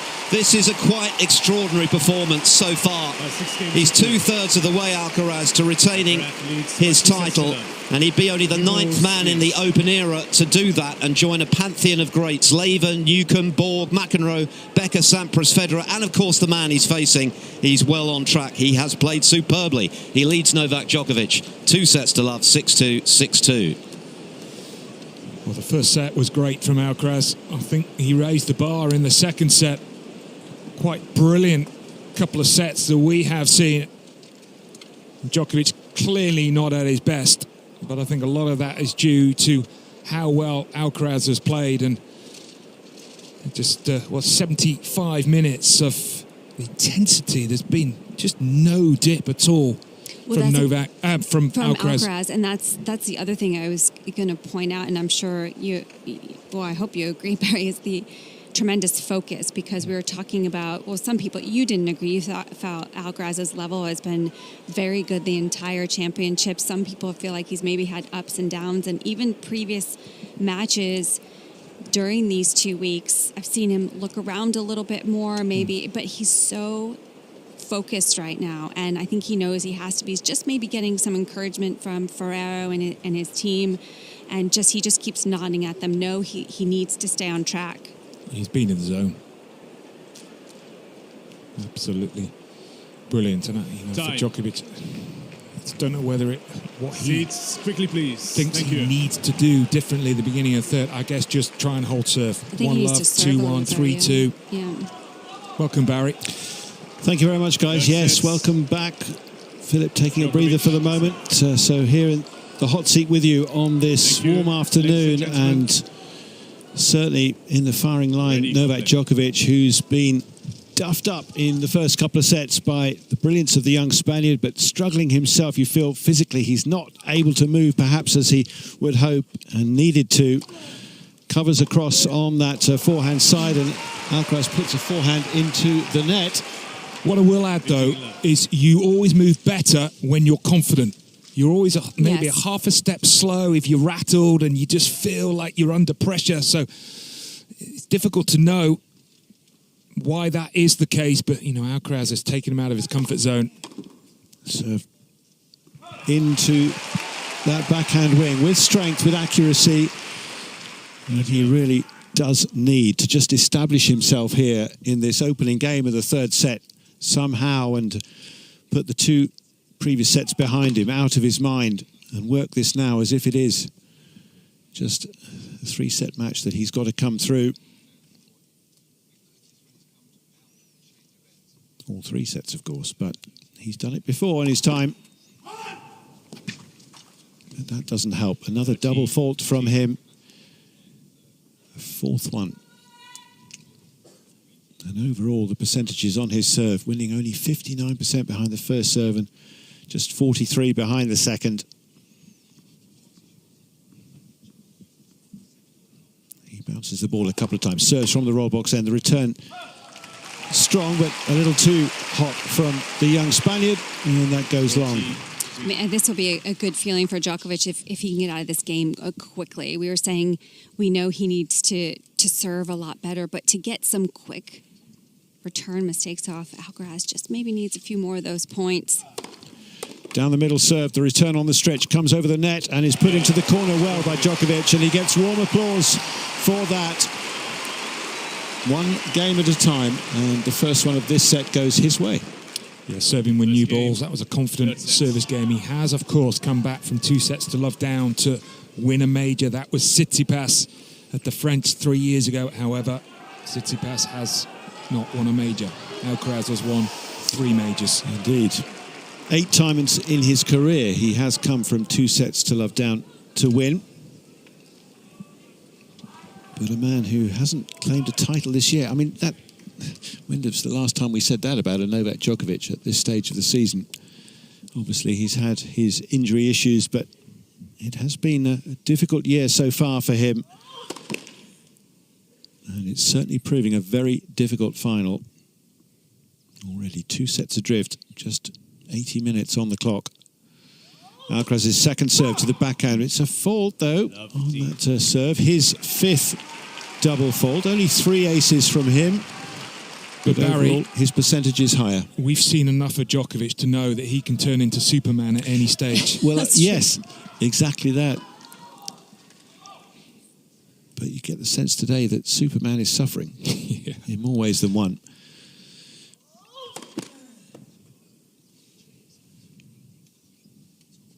But then perhaps he's playing, his Wimbledon kryptonite here in Carlos Alcaraz, who will serve this one to the backhand, pushing him back, but he hits a forehand to the baseline on the backhand side, now goes up the line with his next shot, and that's a fierce drive, but a little too much heat in these shots right now from Alcaraz, and we may be about to witness something different here. Does the final hinge on this game?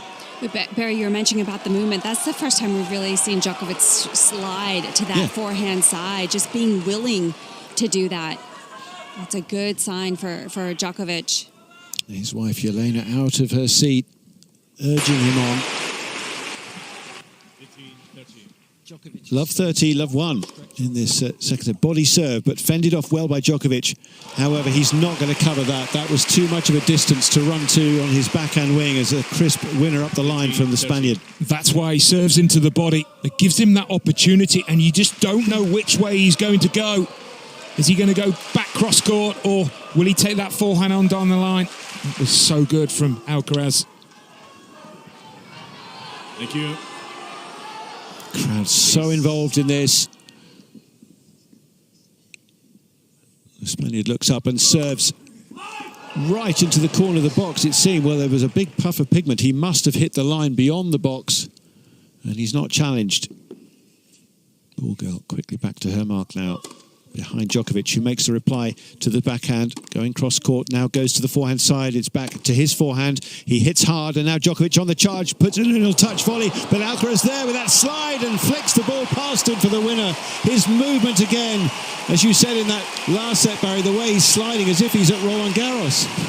You just don't want to give Alcaraz another chance on that. I think that was maybe the wrong choice on the volley from Djokovic, trying to go for the dropper. He had the opportunity to hit through that volley down the line, and that touch was just popped up there for Alcaraz. Still incredible control from the Spaniard. It's big moments of the match as well. What a play. Spaniard just a quick look up to his team, back to his right-hand side, and now looking ahead and up and serves the return strong to his backhand. He deals with that flat hit to the forehand side, but up the line again from Alcaraz, and it forces Djokovic into error. And there, where he has to stick that right leg across, the leg that has got that support, he just doesn't look totally comfortable. Well, I think there's an element of surprise, and he keeps shocking Djokovic, who looked up to his box, because Djokovic hit a really good previous shot. Normally you'd expect the ball back cross court. He just changes direction. Yeah, and he can. I mean, that's why it's so difficult to play him. I mean, he can come up with anything at any moment. And it's been a masterclass by this young champion of how to mix up Djokovic, not allow him to settle. However, he has just given him a point there by hitting into the high part of the net on the backhand drive. Yeah, and he's made every return this game. That's key. 5 of 5. Even if he doesn't win this game, it's a different feeling. Yeah, he's starting to return a lot better, Djokovic. The Spaniard wiping his brow, just needing a little more time as the clock counts down between the points. Still within the limit, though.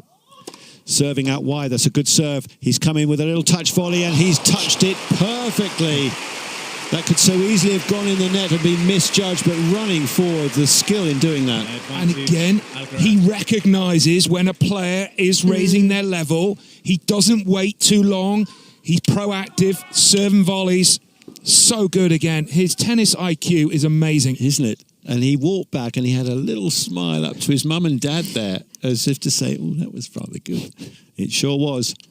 Advantage to Alcaraz, second game, third set, leading by 2 sets to love. The serve in the net. He'll wait for that ball, comes back and fields it himself, and then hits that one back to a ball boy down in front of the royal box. But with another ball in hand, Djokovic poised. Can he get this return in play to this serve? He doesn't. It kicks up off the back of the service box, and the Spaniard holds. Yeah, he was going the wrong way. Djokovic actually is leaning towards his forehand side and just trying to redirect his momentum. Again, just the variety. Sorry, Jill. There's nothing you can do when it kicks like that. An enthralling contest. Can the great champion of the past here beat the man who beat him for the title, took it off him last year, and is taking this match away from him over the first 2 sets, certainly, but 1-1 now in the third set. Djokovic loading up, serving from that far end, down the middle, waits for the return, comes to his forehand. He goes into the forehand, and he's burnt by the brilliant pass from the Spaniard, who is just here, there, and everywhere right now. He's like a rash on this court. Doesn't have a twin brother, does he? There's not 2 of them there. I mean, it's hard for Djokovic because he had a great approach. He did everything right. Thank you. Please. Yeah, a few fans getting excited, calling out, understandably. Djokovic just stepping back for the moment. James Kyothevong, the umpire, asking for their quiet. And now all eyes on the serve. Off the serve, down the centre, but long.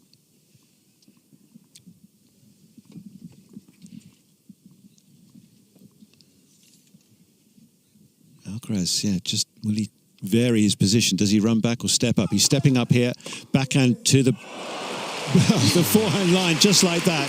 He kind of knew, he had this real sense about him what was coming next, and he was right on it in a flash and just hammers the winner up the line. It's just amazing. I mean, it's just amazing. Tennis right now. perfection. It's Yeah. unbelievable. Yeah, I mean, it's wonderful to see. 1-1 love 30. Djokovic with a serve in the net. Only around the 60% mark. In fact, in this set, only at 50% so far with his first serves. That is not going to do it, you feel. Backhand reply, takes it on the forehand, goes to the backhand as a chip shot short from Alcaraz. A little one back from Djokovic, another slide, and this time the Spaniard can't get enough racket under the ball to put it back in play. Oh, I feel like that's what Djokovic is waiting for. Maybe Alcaraz all of a sudden, okay, that not a bad idea, but just didn't hit that one necessarily perfectly. Had a little bit more height to that drop shot. Good choice from Djokovic.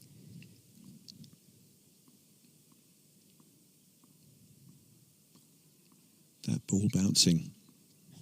Fair bit of it often is when he really needs to focus even more, and he produces a great serve having done so. Yeah, and why he's the greatest, and his numbers will back that up, is when the likes of Nadal or Federer in the past have raised the bar, he's been able to respond. And that's why I think this game is important. He played well in the last game. Djokovic got nothing from it. If he can get out of this game, that will give him a big, big boost. At 30-all, he serves down the middle. It's blocked back to his little chip backhand, but that's poor from him. He tried to make the adjustment himself coming forward, but he's underdone the attempted drop shot. It's in the net, and he is in trouble. Big trouble here. If this produces another breakthrough for the Spaniard, who's broken him 4 times already out of the 8 attempts, well, that might be curtains on this final fairly swiftly. Let's see.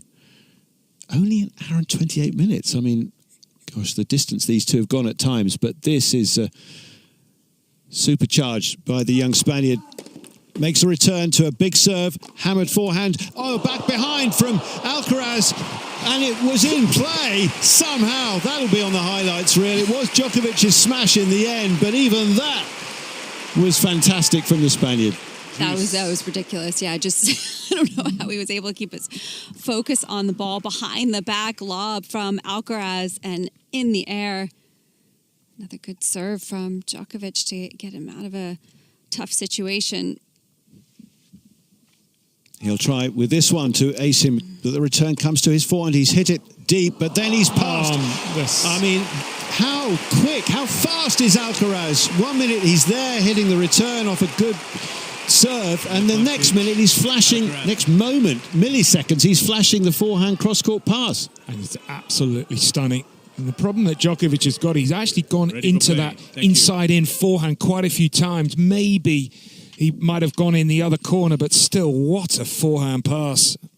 Said that a lot today. A 10th break point for Alcaraz. He waits. He strikes back on the stretch. Drive forehand to his forehand. He goes past again, attempt, but that time Djokovic meets it with a very strong forehand volley winner. He closed well on that. I mean, I think Djokovic at that point knew a big ball was coming off of Alcaraz. He knew he was going to try and go for a huge forehand shot, and well done from Novak to close on that volley. Used Alcaraz's pace. Well, it has the feeling of a really, really big game in this match, of course, even though it is the early stages of this third set. But Djokovic then sends one at great pace down the middle for an ace at 125 miles per hour. And he actually can't serve any better than what he's doing right now at the beginning of this set. 11 to 14 first serves made for Djokovic. So if he can somehow get himself out of this service game, that would be a Houdini act. So his advantage, but he's gone long towards the body of the Spaniard, who was looking to challenge and no doubt will look to fire another big return if he can. We've seen some great winners in that regard from him. He blocks this one back short with slice, and that catches out Djokovic. It was low to his left, and he hits into the net accordingly. That's where he wants to go. He wants to try and get that backhand down the line, just a little bit confused about what shot to hit when he's been brought forward right now. The lack of success at the net, only 13 of 30 contribute to those approach misses, because it's kind of taken away that Alcaraz. Well, he's grown up watching the greats, the one facing him right now, and of course Roger and Rafa particularly, and yet he has all of them in his own game. He's got so many facets, so complete for one so young. And, you know, Roger using that little chip slice off the forehand at times so well in his great career. Under pressure a bit there, Alcaraz, but deals with it, and Djokovic coughs up another mistake, a forehand into the net, and he turns away looking really peeved with that. Yeah, this is getting desperate now for Djokovic.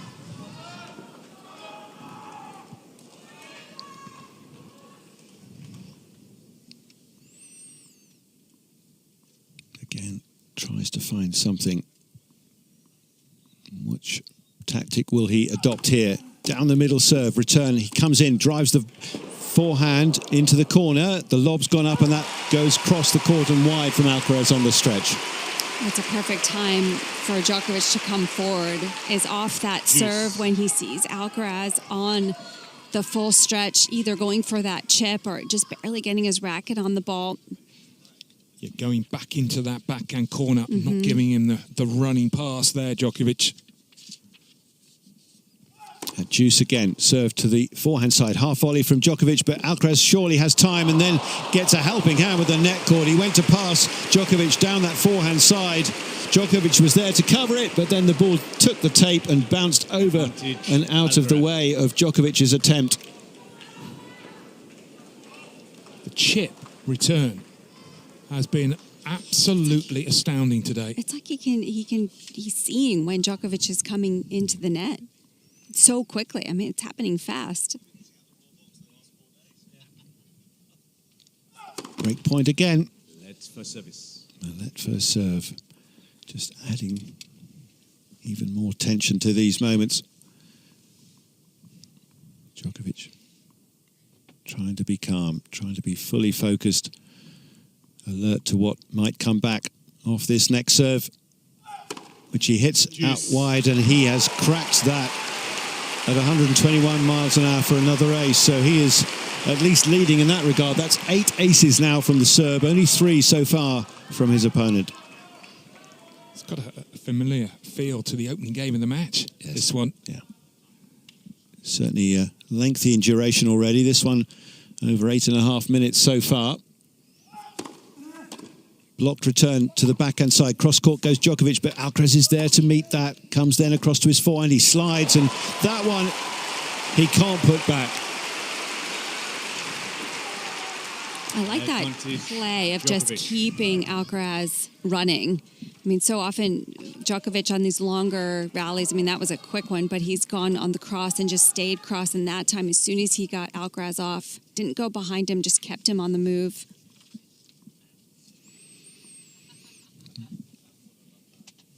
Alcaraz quite distant for this. Hits a return down the centre. Not much on that, but then more shape. Tried to, but he's angled that one away. And Djokovic now roaring at the ground in front of him, showing real passion for the task at hand, and reminding us all that you daren't write him off until the very end.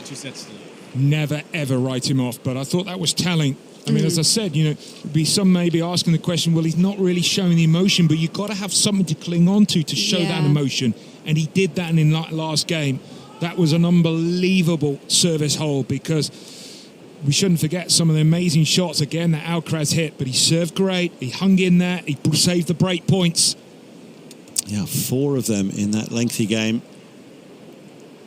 But telling also in the fact that that to me feels like, I've been waiting for that emotion, but that to me feels like that he's starting to find his range a little bit. I mean, definitely served better in that game. As you said, Jill, the previous game he returned great. Yeah. He made a load of returns, and he had a little bit of a sniff. Alcaraz was down love 30, still held. Time. he's got this genius way of confronting adversity in matches and indeed in life, but finding ways and responding. And here we are again. Take your So seats. that Quickly, please. game in Thank itself will give him even more fire, even more steel, that, you know, somehow there is a way yet for him to find his way to this title again. And what a title that would be if he were to come Ready back for from play. such a position and achieve a 5-set victory to become the standout Grand Slam singles winner Thank you. in the history of the sport, to surpass the record he shares of 24 singles titles with Margaret Court. Alcaraz serving from the far end off the net cord. Of course, the more you try and achieve that record, the more, you know, if you don't, the more it can weigh on you. We saw that with Serena Williams.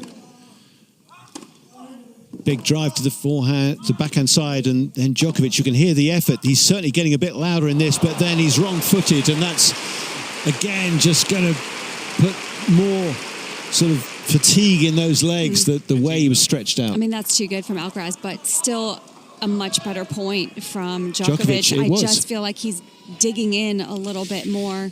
I heard some grunting as well. Yeah. I don't think I've heard that too much today. No, you know, he's certainly amping up the volume, and he's perhaps decided, look, you know, my back is to the wall. The only way is to hit out hard and just go through the pain barrier if he is suffering on that leg, or in some regard perhaps with the body, the back. I don't think he is. I just feel like what Barry said earlier about, you know, when you're unsure what your opponent's throwing at you, you get frozen sometimes, yep. and then you start guessing, and then that freezes you even more. Different racket in hand for Djokovic. But 30-love, 1-2, serve to the forehand. Strong return right onto the toes, but a flick back half volley from Alcaraz. He now comes up to a short ball, puts a little angled volley. Djokovic gets to it, and it's just away. Djokovic can't do the Alcaraz there and slide up and put it into the far corner. He's overstruck it. I feel like I need a minute in between points to do the previous point justice. I know. I mean, Djokovic nailed the return, and he just casually hits a one-handed half volley It's a joke. back to the baseline. Incredible hand-eye coordination. So 40-love. The score suggests it's a routine game. It's anything but. First serve was in the net. The second serve from the far end comes back off the backhand return, but then Djokovic under a lot of pressure, and that's really perfect play from the powerful young Spaniard. He hit with immense force, and it just got the short ball he wanted to then put away. Yeah, that was brilliant. Interesting that Djokovic changed rackets at the beginning of the game. He's changed rackets again at the end of that last game. So there's something, he's either wants a tighter tension or a looser tension. Needs help. Maybe he needs Manarino's racket. 10 kilograms. How loose that is, yeah. There are a few heroes up in the royal box. But is this mission impossible for Djokovic as he is pushed back again by Alcaraz, then drawn forward, mixed up. Now the lob's gone up. Djokovic watches. That one has gone long from the Spaniard. Yeah, I mean, there is, I guess, a question we have to ask. He's playing so well and he's in the zone. Could there potentially be a touch of overconfidence? And that first point was maybe the first sign I felt he was just going for a little bit too much there, Alcaraz. Or maybe a quiet word or two from Juan Carlos Ferrero in his ear. Next time he's down at that end, might just address that if he senses that. I guess it's just the 1 point. Let's see if it happens for the next 3 or 4. No doubt he'll regroup, Alcaraz. Again, just brushing his dark hair aside and now stepping in, hitting the return cross court. Djokovic comes back strongly from that wing. That big foundation he makes with the split step or the big stride. And it's hit long from Alcaraz on that one. Yeah, I'd like to see Djokovic do that a little bit more. That was a harder, flatter backhand, but it was central, right down the center of the court. But it's got to be deep. It's got to be right inside the baseline. That's where Alcaraz has been struggling a bit. And it is Djokovic serving now at 30 love. Return in the net. 40 love. And Djokovic is ready to get on with the next point. But Alcaraz, I don't know, he's looking suddenly a bit concerned about something. Was waving up at his box and then sort of waving them away. So whether he was trying to get some guidance.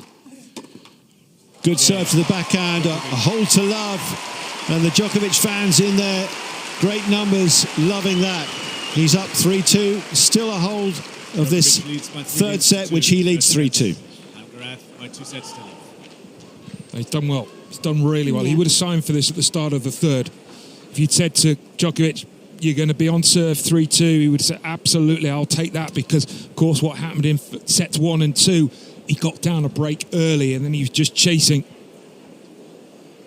Yeah, it's interesting because I'm thinking normally Djokovic responds so quickly to these types of situations, but it's actually taken him a while to lift the level on the serve in particular, and that's the area that I feel like is giving him a little bit more confidence.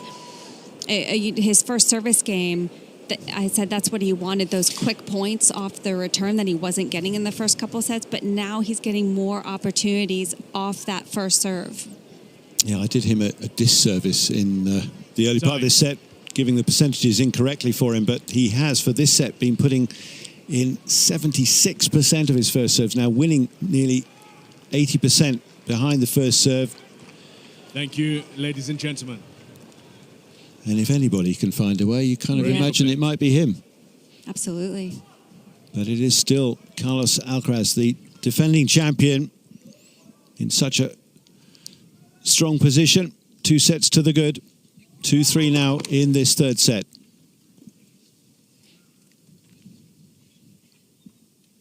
Doesn't find the service box with that first attempt. But he's been at such a high level. Is he just slightly going to drop away on that? Well, there's a fierce backhand, but a great forehand up the line. However, Alcaraz gets it back with a scoop deep. Now he's on the backhand side, but Djokovic, you just sense, is upping the ante here. Really hitting the ball cleanly. Has to hit from deep, goes up the line. It's called wide. And he's left disappointed by his last shot there, because he was certainly pinging the ball through that rally previously. Yeah, that was the longest rally of the match, 13 shots. And Djokovic, he's just not happy. I don't know if it's the wind or the ball's just moving a lot. Yeah, sort of waved the arm in front of his face like a windscreen wiper, didn't he, after that? Thank you. 2-3, 15 love. Please.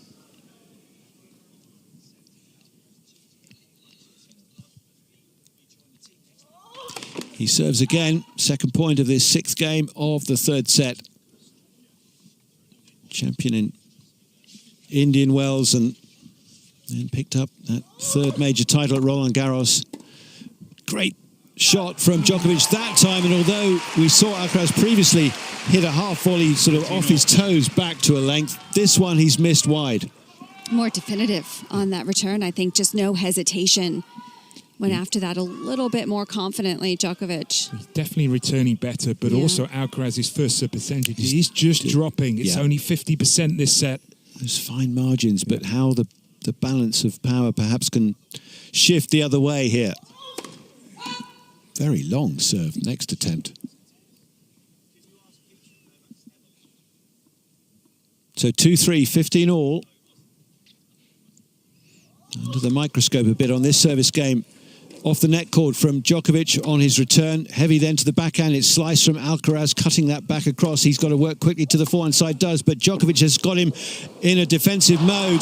And Djokovic then makes a real hash of the volley. He had all the court to play into, and having dominated the point, messes up big time with that volley into the net. Well, I think Alcaraz has just got in his head. And he was just a bit late to get there, wasn't he, to that? No, don't you think? No, I think he was there in time, but I think he's just not sure about what he wants to hit because of Alcaraz's speed and his passing shots. I agree, totally, yeah. Because he played a great point. He got the exact volley that he wanted. So it is 2-3, 30-15. Down the centre, reply to the forehand. Djokovic then lines up the drive, going centrally. Now he's forced wide on that forehand. He cracks it across flat, but it comes back to his mid-court forehand. He puts pressure on, or tries to, but this time, having gone in the net previously, now he's gone over the baseline. And 2 points that he could so easily have won, well, easily, should have won, he's failed to. Same again for me. He's missing that approach because of the lack of success he's had at the net, which is forcing him to go closer to the lines. I mean, you just don't expect Djokovic to miss that approach. No, not at all. And but he feels like he has to go bigger, too, because of how well Alcaraz has been passing. Game points for Alcaraz at 2-3, 40-15. This serve, aimed out wide, goes into that low perimeter wall in front of the spectators on that far side. Djokovic a little closer to the baseline. Where will this return go if he gets onto it? He's gone to the backhand side. It's fended back, but now under pressure, the sliding Alcaraz. Oh, my word. He nearly landed that. How close was it? He is going to challenge it. Djokovic looking back as this ball went past him to his right. On the slide, flick back. It's dropped. Oh, my goodness. I can't even tell from the replay. What will the technology show us? He has missed the line by about half a centimetre. Well, if he had made that, it's time for all of us to go home. I think that would have been the best. Yeah. I mean, he's sliding and yet controlling his shot. And he got as close as that. 40-30. Alcaraz. Hefty serve to the backhand, but it catches the tape.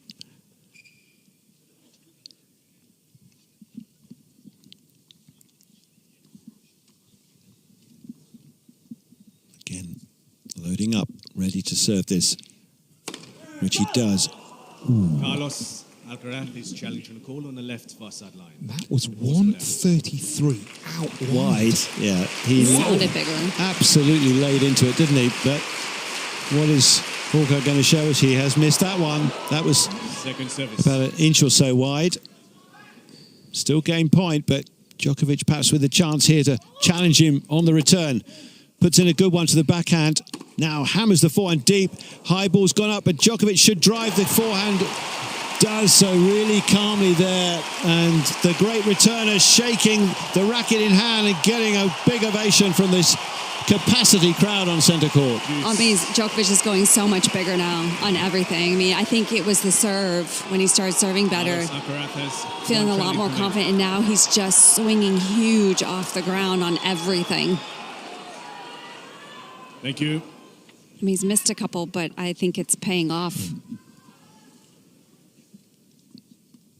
What a moment in this final. This could be serve into the body, return. Forehand to forehand, blocked back by Djokovic. Step around forehand drive from the Spaniard, but you can hear both of them, the grunts behind the shots. Great contact from both. Forehand to now the backhand drop shot from Alcaraz. Djokovic comes up, he doesn't slide, but he makes it deep. The lob's gone up, he hits a high backhand volley, but that's going long. Alcaraz under pressure, but calmly just sends the serve back. And he now turns to the crowd and gets their applause.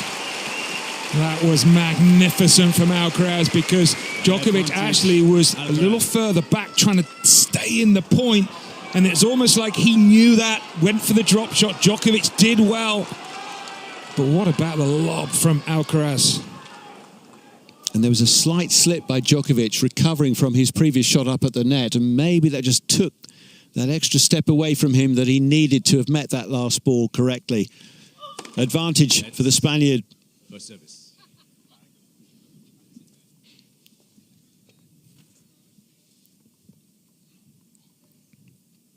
What a duel this is turning into. This third set, so crucial. Backhand reply, flick back forehand off the line, and then long from Alcaraz. And again, it's the quality of the great Serb's return. Starting to read Alcaraz's serve a little bit better because he's on top of it much quicker. Djokovic, excellent return.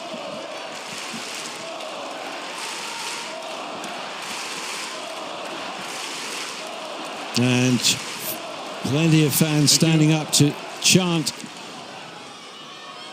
for Novak Djokovic. Players are ready. Thank you. After all the noise, the crescendo dies down. Next point starts now. Serve out wide, but he's missed into the doubles alley.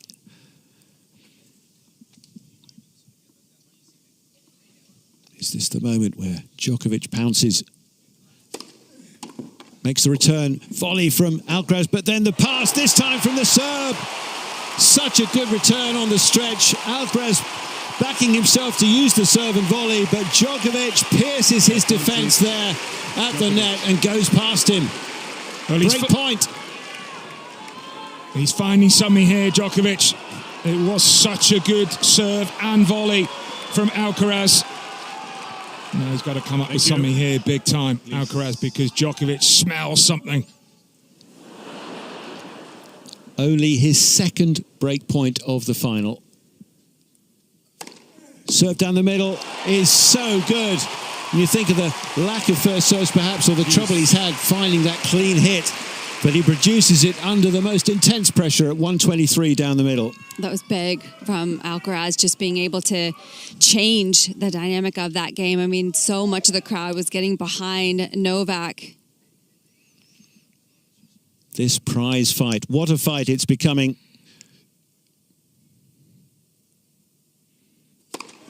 And another huge serve, and the return is long. Amping it up again. Alcaraz at 134 miles per hour. Well, the standard of his serving in the first couple of sets was brilliant. It had dipped in this set, but when he needed it most, he's just fired down a couple of huge serves. That one was just 2 miles per hour, slower than the fastest of the tournament, which was in the first set. Takes aim again. And again, it's full force, half volley from him as he comes forward, but Djokovic can pick his target and pierces up the other side this time. It's right in the balance this set now, and indeed the match maybe. His returns are so good in this game. Djokovic seeing Alcaraz come forward, being able to dip it to the feet and immediately up inside the baseline.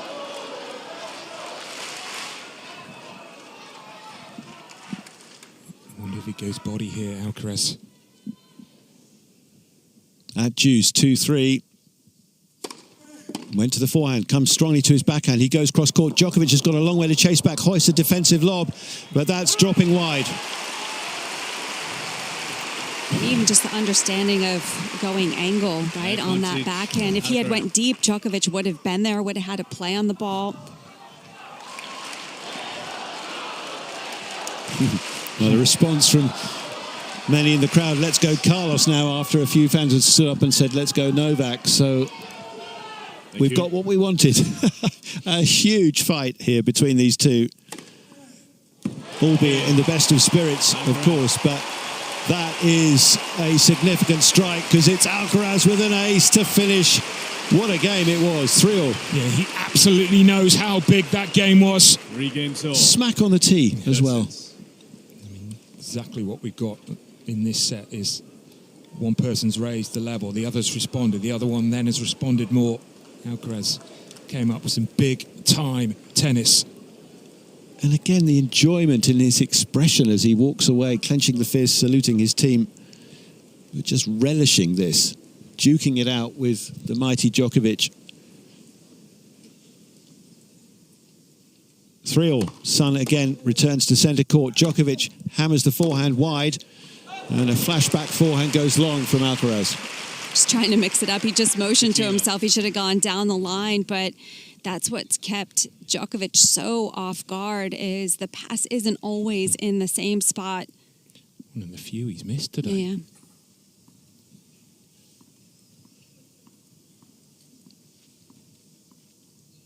Djokovic sets himself and serves from the far end. Return is going long. Yeah, the quality of the serving is certainly more consistent now from Djokovic. Yeah, and it's not just the quality of the serving, it's also the success behind the first serve. 17 of 21. I mean, at times in the first couple of sets, those numbers were between 50 and 60.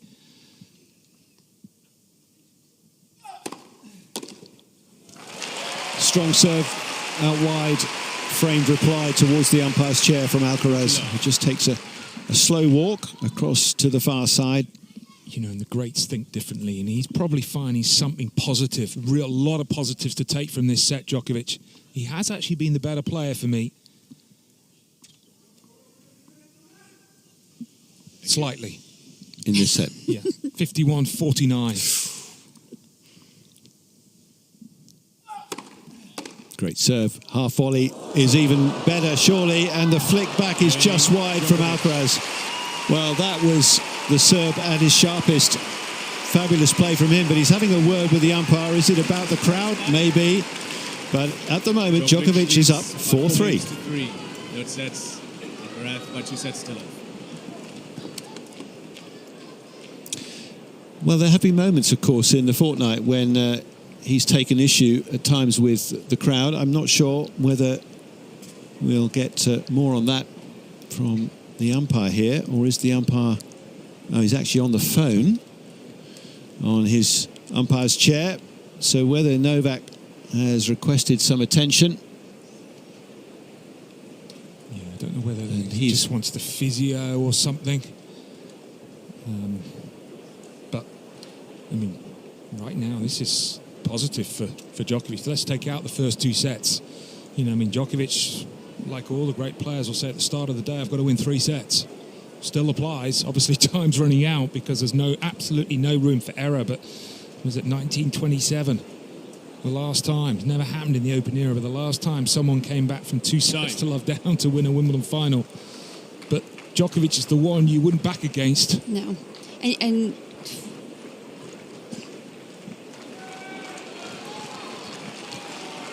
so they change ends again.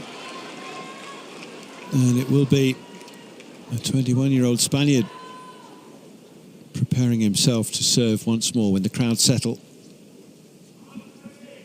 3-4, third set, leading by 2 sets to love. Alcaraz about to serve, and then somebody cries out, and the umpire has to ask for quiet once more. Djokovic, firm grip on his racket from the royal box end, returns down the centre, not with much pace, and that then is struck at about 50 miles an hour quicker by the Spaniard's forehand winner. I think that's an important point because just thinking about how much Carlos had to work on his last service game and how quick Novak held, that can sometimes feel like a little bit extra pressure. So I think that first point, great for Alcaraz to have a nice, quick, good, huge forehand inside out. Almost 2 hours on the clock now as he tries to tick this one over, but it doesn't clear the net.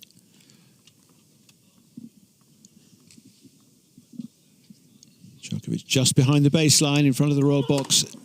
Forehand reply in the net, and he looks up to the skies, having not made the contact he wanted on that one.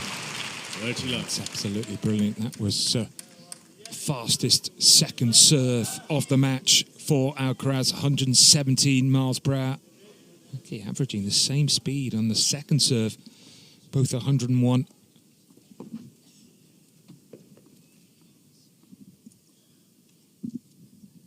At 30 love. Into the body. Fended off return is in play, but then it's just put away. It's buried into the far corner by another forehand winner from the Spaniard. 40 love. He's so good at just putting those particular shots away on the forehand, Alcaraz. Another forehand winner, yeah, 15 now. To how many for Djokovic? 5. He's just hit 5 winners.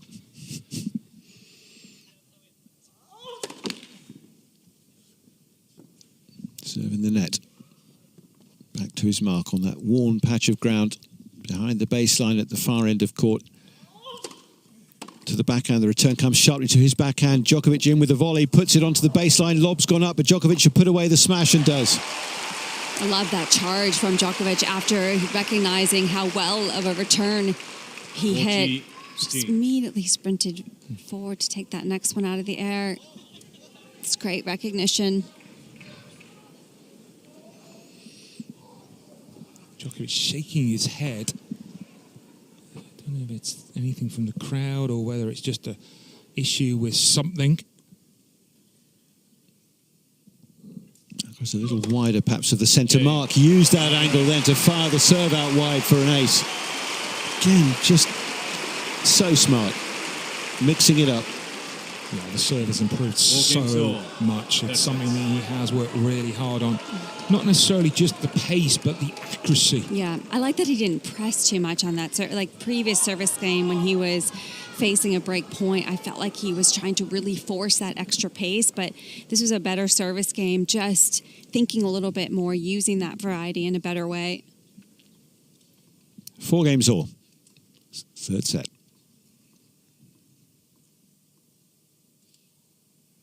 The Djokovic serve to the forehand. Steps back, takes his forehand to the backhand side, driven to his forehand sharply. He comes across the court, but then that is just huge off the Alcaraz forehand. How fast was that? Come on, over the 100 miles an hour, please, Carlos. Because he absolutely ripped it straight through Djokovic, who had no idea where it was going. In the air as well. Alcaraz. 106.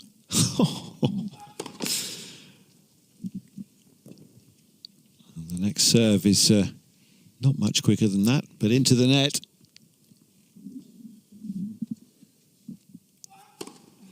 Back and reply onto the baseline. Djokovic finding that difficult, but pings it back, and then with his second attempt at the next forehand drive, can't control it. It goes long, and this may be where Alcaraz makes his move decisively in this final. Even he covered the right shot there, Djokovic, trying to take that inside-out forehand away from him, but still just so much pace behind that ball.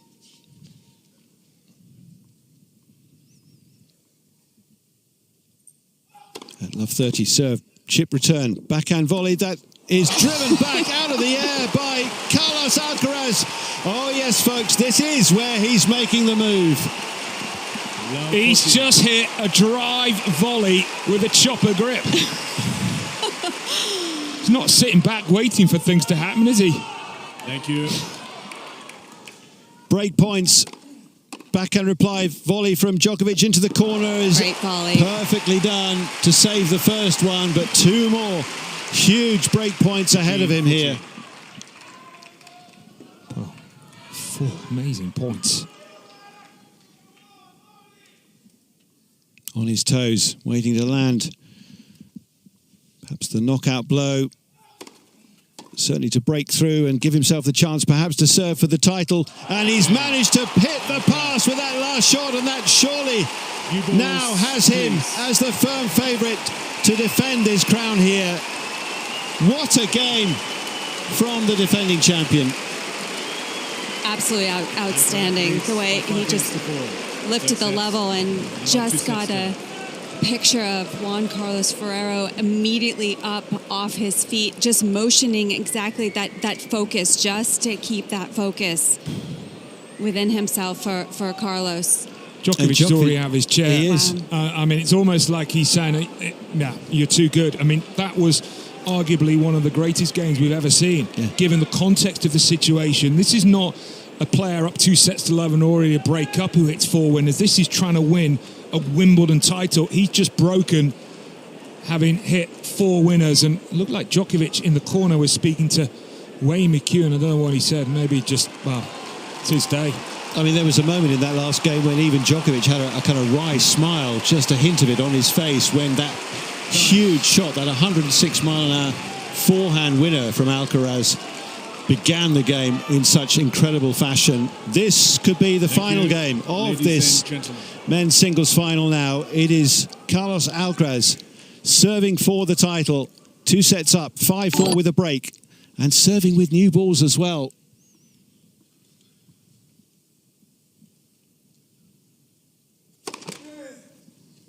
First serve that's into the net, comes almost all the way back towards him. Ball boy quickly across, gets out of the way with that. Djokovic steps up closer to the baseline. Can he produce outstanding returns? He's put one deep to the baseline, then goes up the line, but his attempt there is off balance and it's gone wide.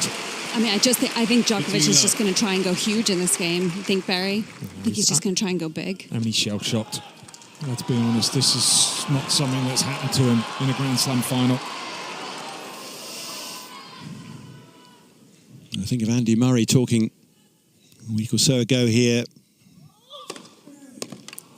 as he was given his farewell, his fond farewell. A big serve again from Alcaraz to get the second point, but going back to that final that he won in 2013, and when he sort of jokingly said, I think Novak had an off day, is this an off day from Novak? It's certainly a very on day from Carlos Alcaraz, and that's an understatement. What a match he has put on this court. 2 points from the title. The return comes to his backhand. He chips it back. Djokovic there, but the backhand's gone in the net. And it's all gone away from him. Just when it seemed like he might be turning the match around, it has been taken from him and then some. What an ovation for the defending champion.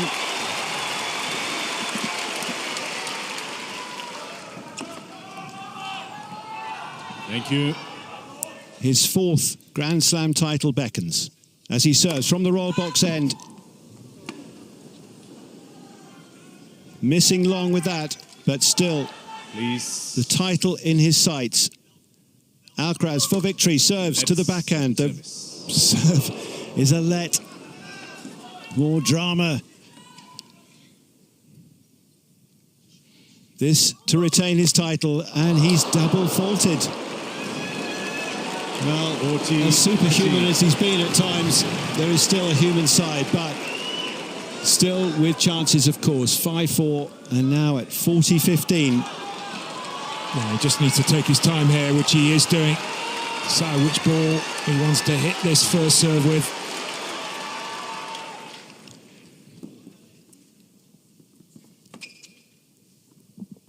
And here he goes, bouncing the ball, preparing to serve for the title. But his serve that's into the net. Again, the ball boy out to collect that. Bit of humour in the crowd, the tension, you can feel it all around. This for the championship. He serves into the body, the return comes deep. That's a great return from Djokovic, right inside the baseline. Alcaraz finished inside the baseline on that return as well. Maybe thinking about trying to take that next ball and attack, but unbelievable return at the feet. He's had 2 goes at it. Will it be third time lucky for Carlos Alcaraz? This young superstar of the game against the mighty champion in front of him, Djokovic. What can he produce? Championship point down as Alcaraz serves for the title. He serves and another serve that catches that tape. He'll reload. He gets ready for the title. He serves and another serve that catches the tape. And another first serve. Can he hit it cleanly finally to finish this off? The defending champion a point away from retaining his title. Serves clean, backhand return comes up, drive forehand is right. Oh, well, I mean, what a remarkable get from Djokovic off the return. And the ball just hung there, and he had so much time. Somebody cried out, I think, during that point. No surprise that, whether that put him off, but at such a moment, he misfired, and it's a deuce. Ladies and gentlemen, as a courtesy to both players, please do not call out during a rally. Thank you. There you go. James Kjothavong reminding us all. Now at deuce, but still 5-4 up with the break in this third set. Alcaraz from the royal box end serves wide. The forehand comes to his forehand, and he's scooped at that and gone into the tram lines. And here, advantage Djokovic. Is a break point. Yeah.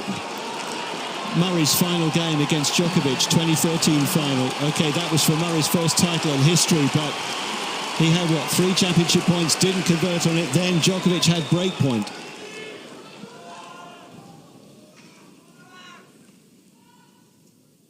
So Alcaraz now facing the break point.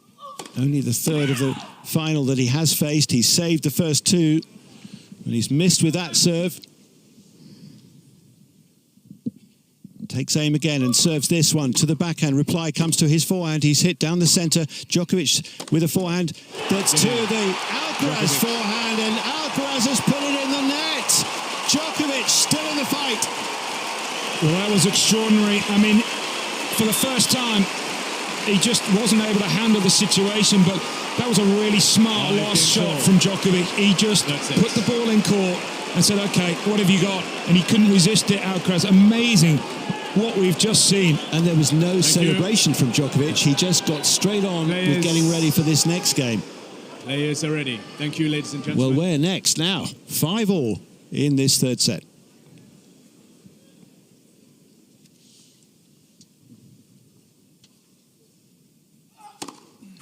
Serve to the forehand, blocked to the Djokovic forehand. He goes up the line, backhand drive, cross court is wide. Alcaraz not able to find enough purchase on that.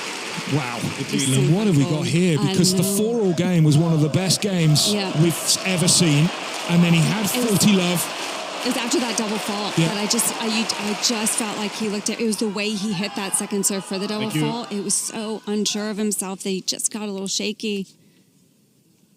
15 love. Backhand reply, Djokovic with a forehand, and he strikes through cleanly, and it's as if suddenly he's been inflated and he's got a deflated opponent on the other side. But as soon as it got to deuce that previous game, Djokovic changed. The way he walked around started to change. Well, finally had something to cling on to. Finally saw someone human. Yeah.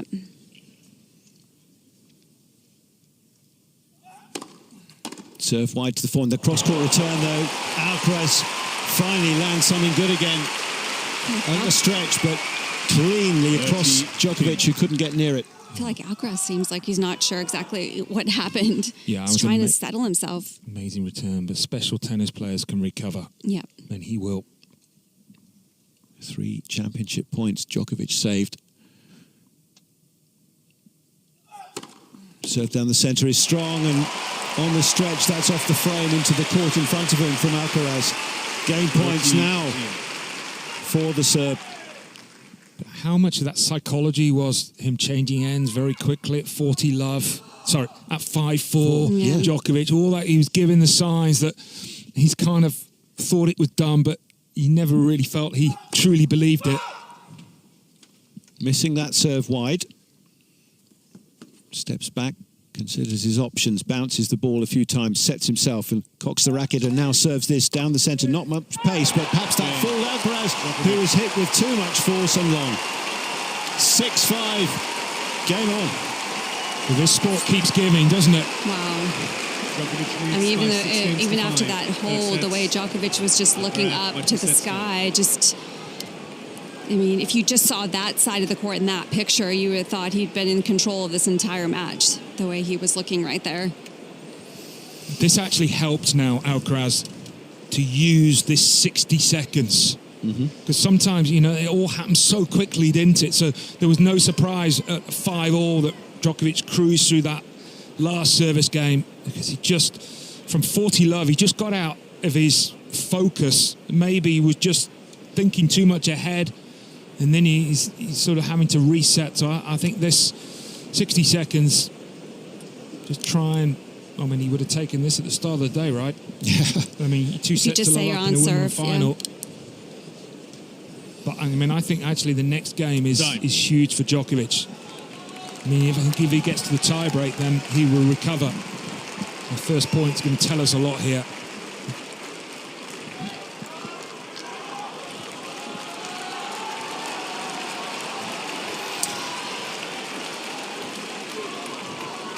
Final after final, how we have been treated so royally on centre court over the last day and a half.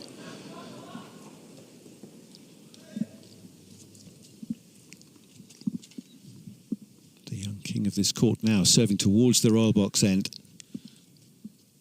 but knowing that he's had his chances perhaps to already be celebrating a victory. He starts strongly this next game, showing his poise under pressure after the disappointments of not finishing it off with a quick 1-2. I think great going to the forehand as well. I mean, Djokovic for sure covering that inside out that Alcaraz has gone to so often.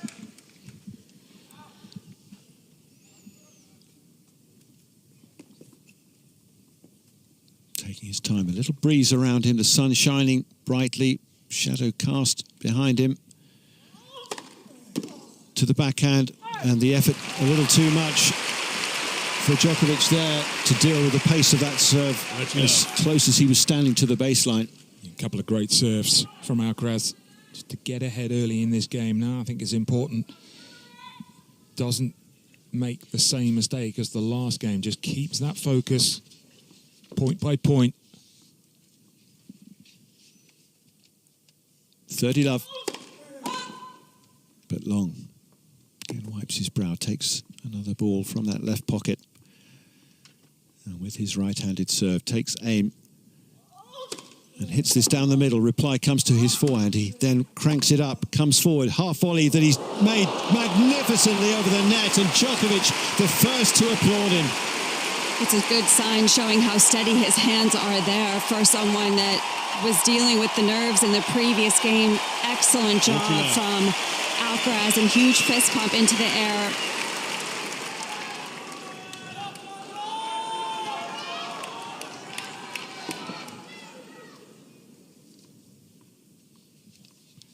Game points to take them to the tiebreak.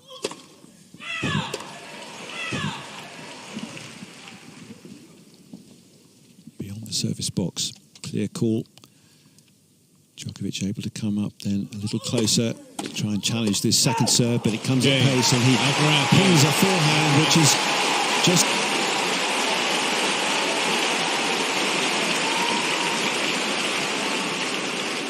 Six games all. Third sets, tiebreak. Both players receive an additional challenge.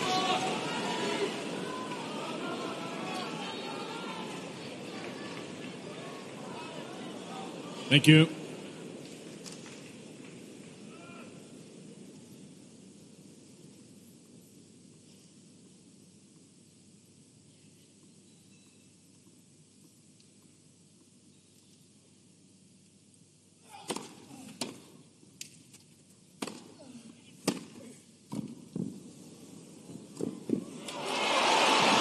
Oh, he's called it wide. Alcaraz. He's missed it, has he? Challenging a call on the right near sideline. Couldn't have had Djokovic more beaten with that gentle, rolled passing shot. Oh. 1-0. Djokovic. Making life difficult Carlos for himself. Alcaraz right now.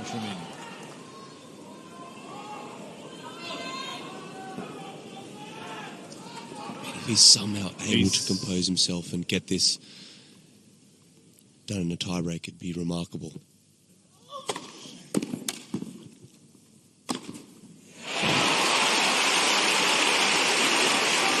Back to basics. Big first serve. 1-1. Massive forehand.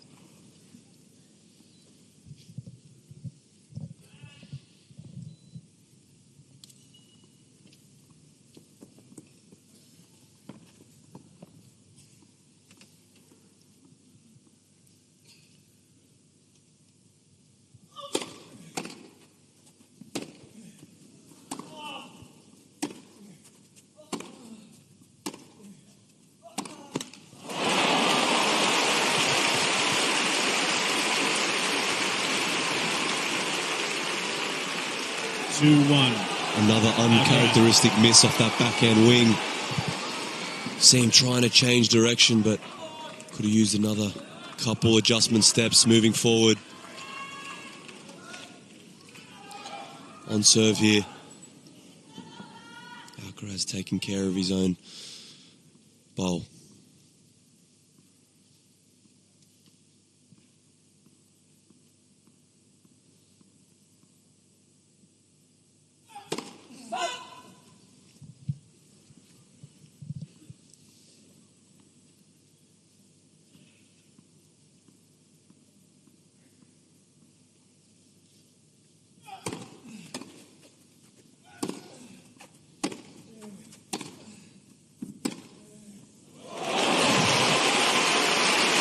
Didn't miss that forehand down the line.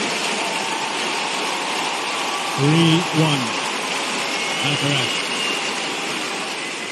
It was a harder shot than the first one. And this tiebreak gets the early advantage.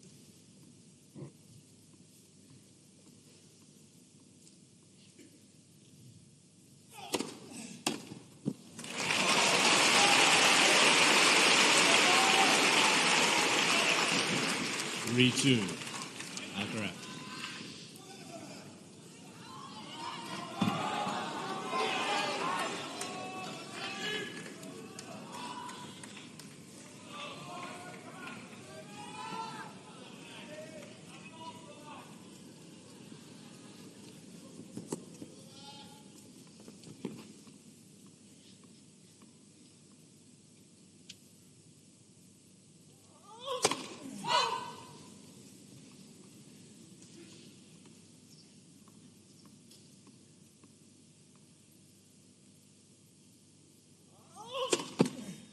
That's second service.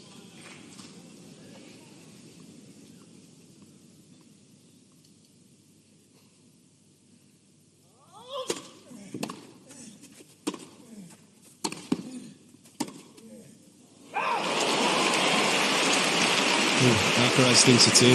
Yeah, he thought it found the line with that backhand. The call on the right far side line. The ball's got out. He was celebrating. And this will be close. And this is his final challenge. It's wide. They change it 3-all. Novak just somehow, some way, able to get out of these dicey situations time and time again. Alcaraz has no challenges remaining. And Alcaraz needs this first serve. It's gone missing a little bit here in this closing stages. Needs to find a first serve here.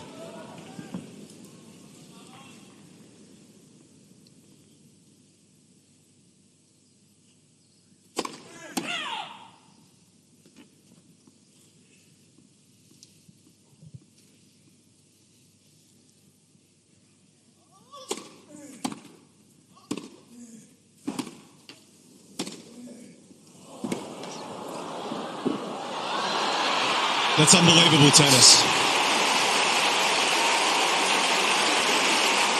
It's courageous.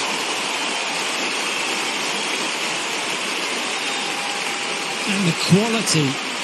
The applause is for both these players. 4-3. That's a Alcaraz. Massive point. Corner to corner. And Novak did well with this pass. Puts Alcaraz in an awkward situation, but just the control again on the half volley. anything higher over the net, and Djokovic would have been all over it. And it was behind a second serve as well. So 4-3. 3 points away.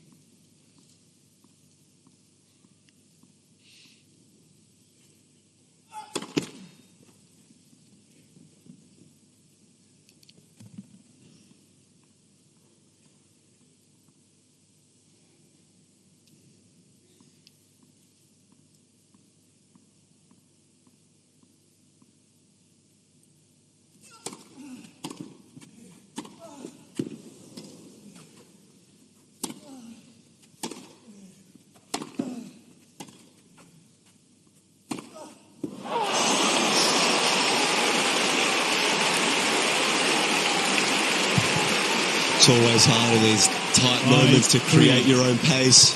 Alcaraz was baiting Djokovic to come forward, hesitated once, and on that second one completely pulled off it. This most admirable and resilient sportsman up against it again, 3-5.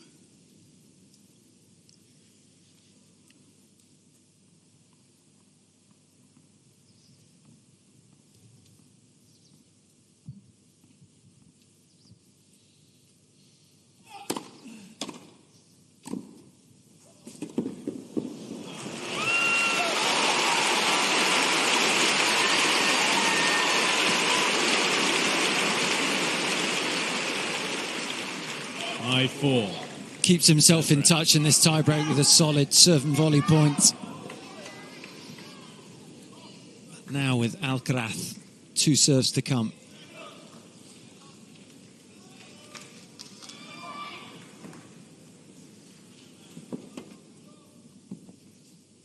This is the end where he had his match points.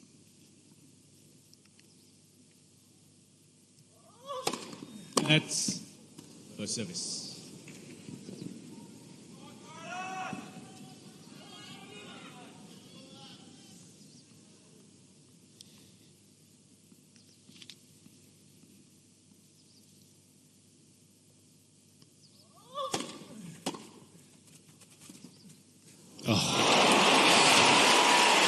History repeating itself.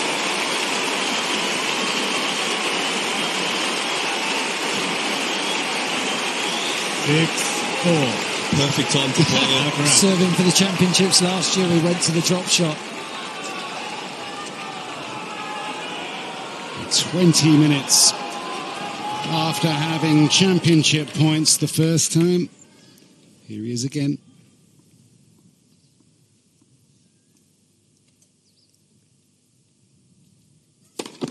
Let's for service.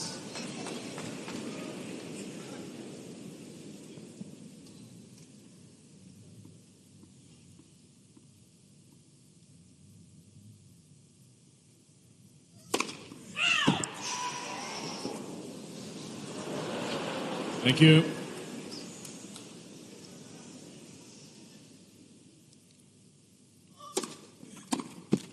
Game, The young king of centre court retains the crown. 3 sets to love.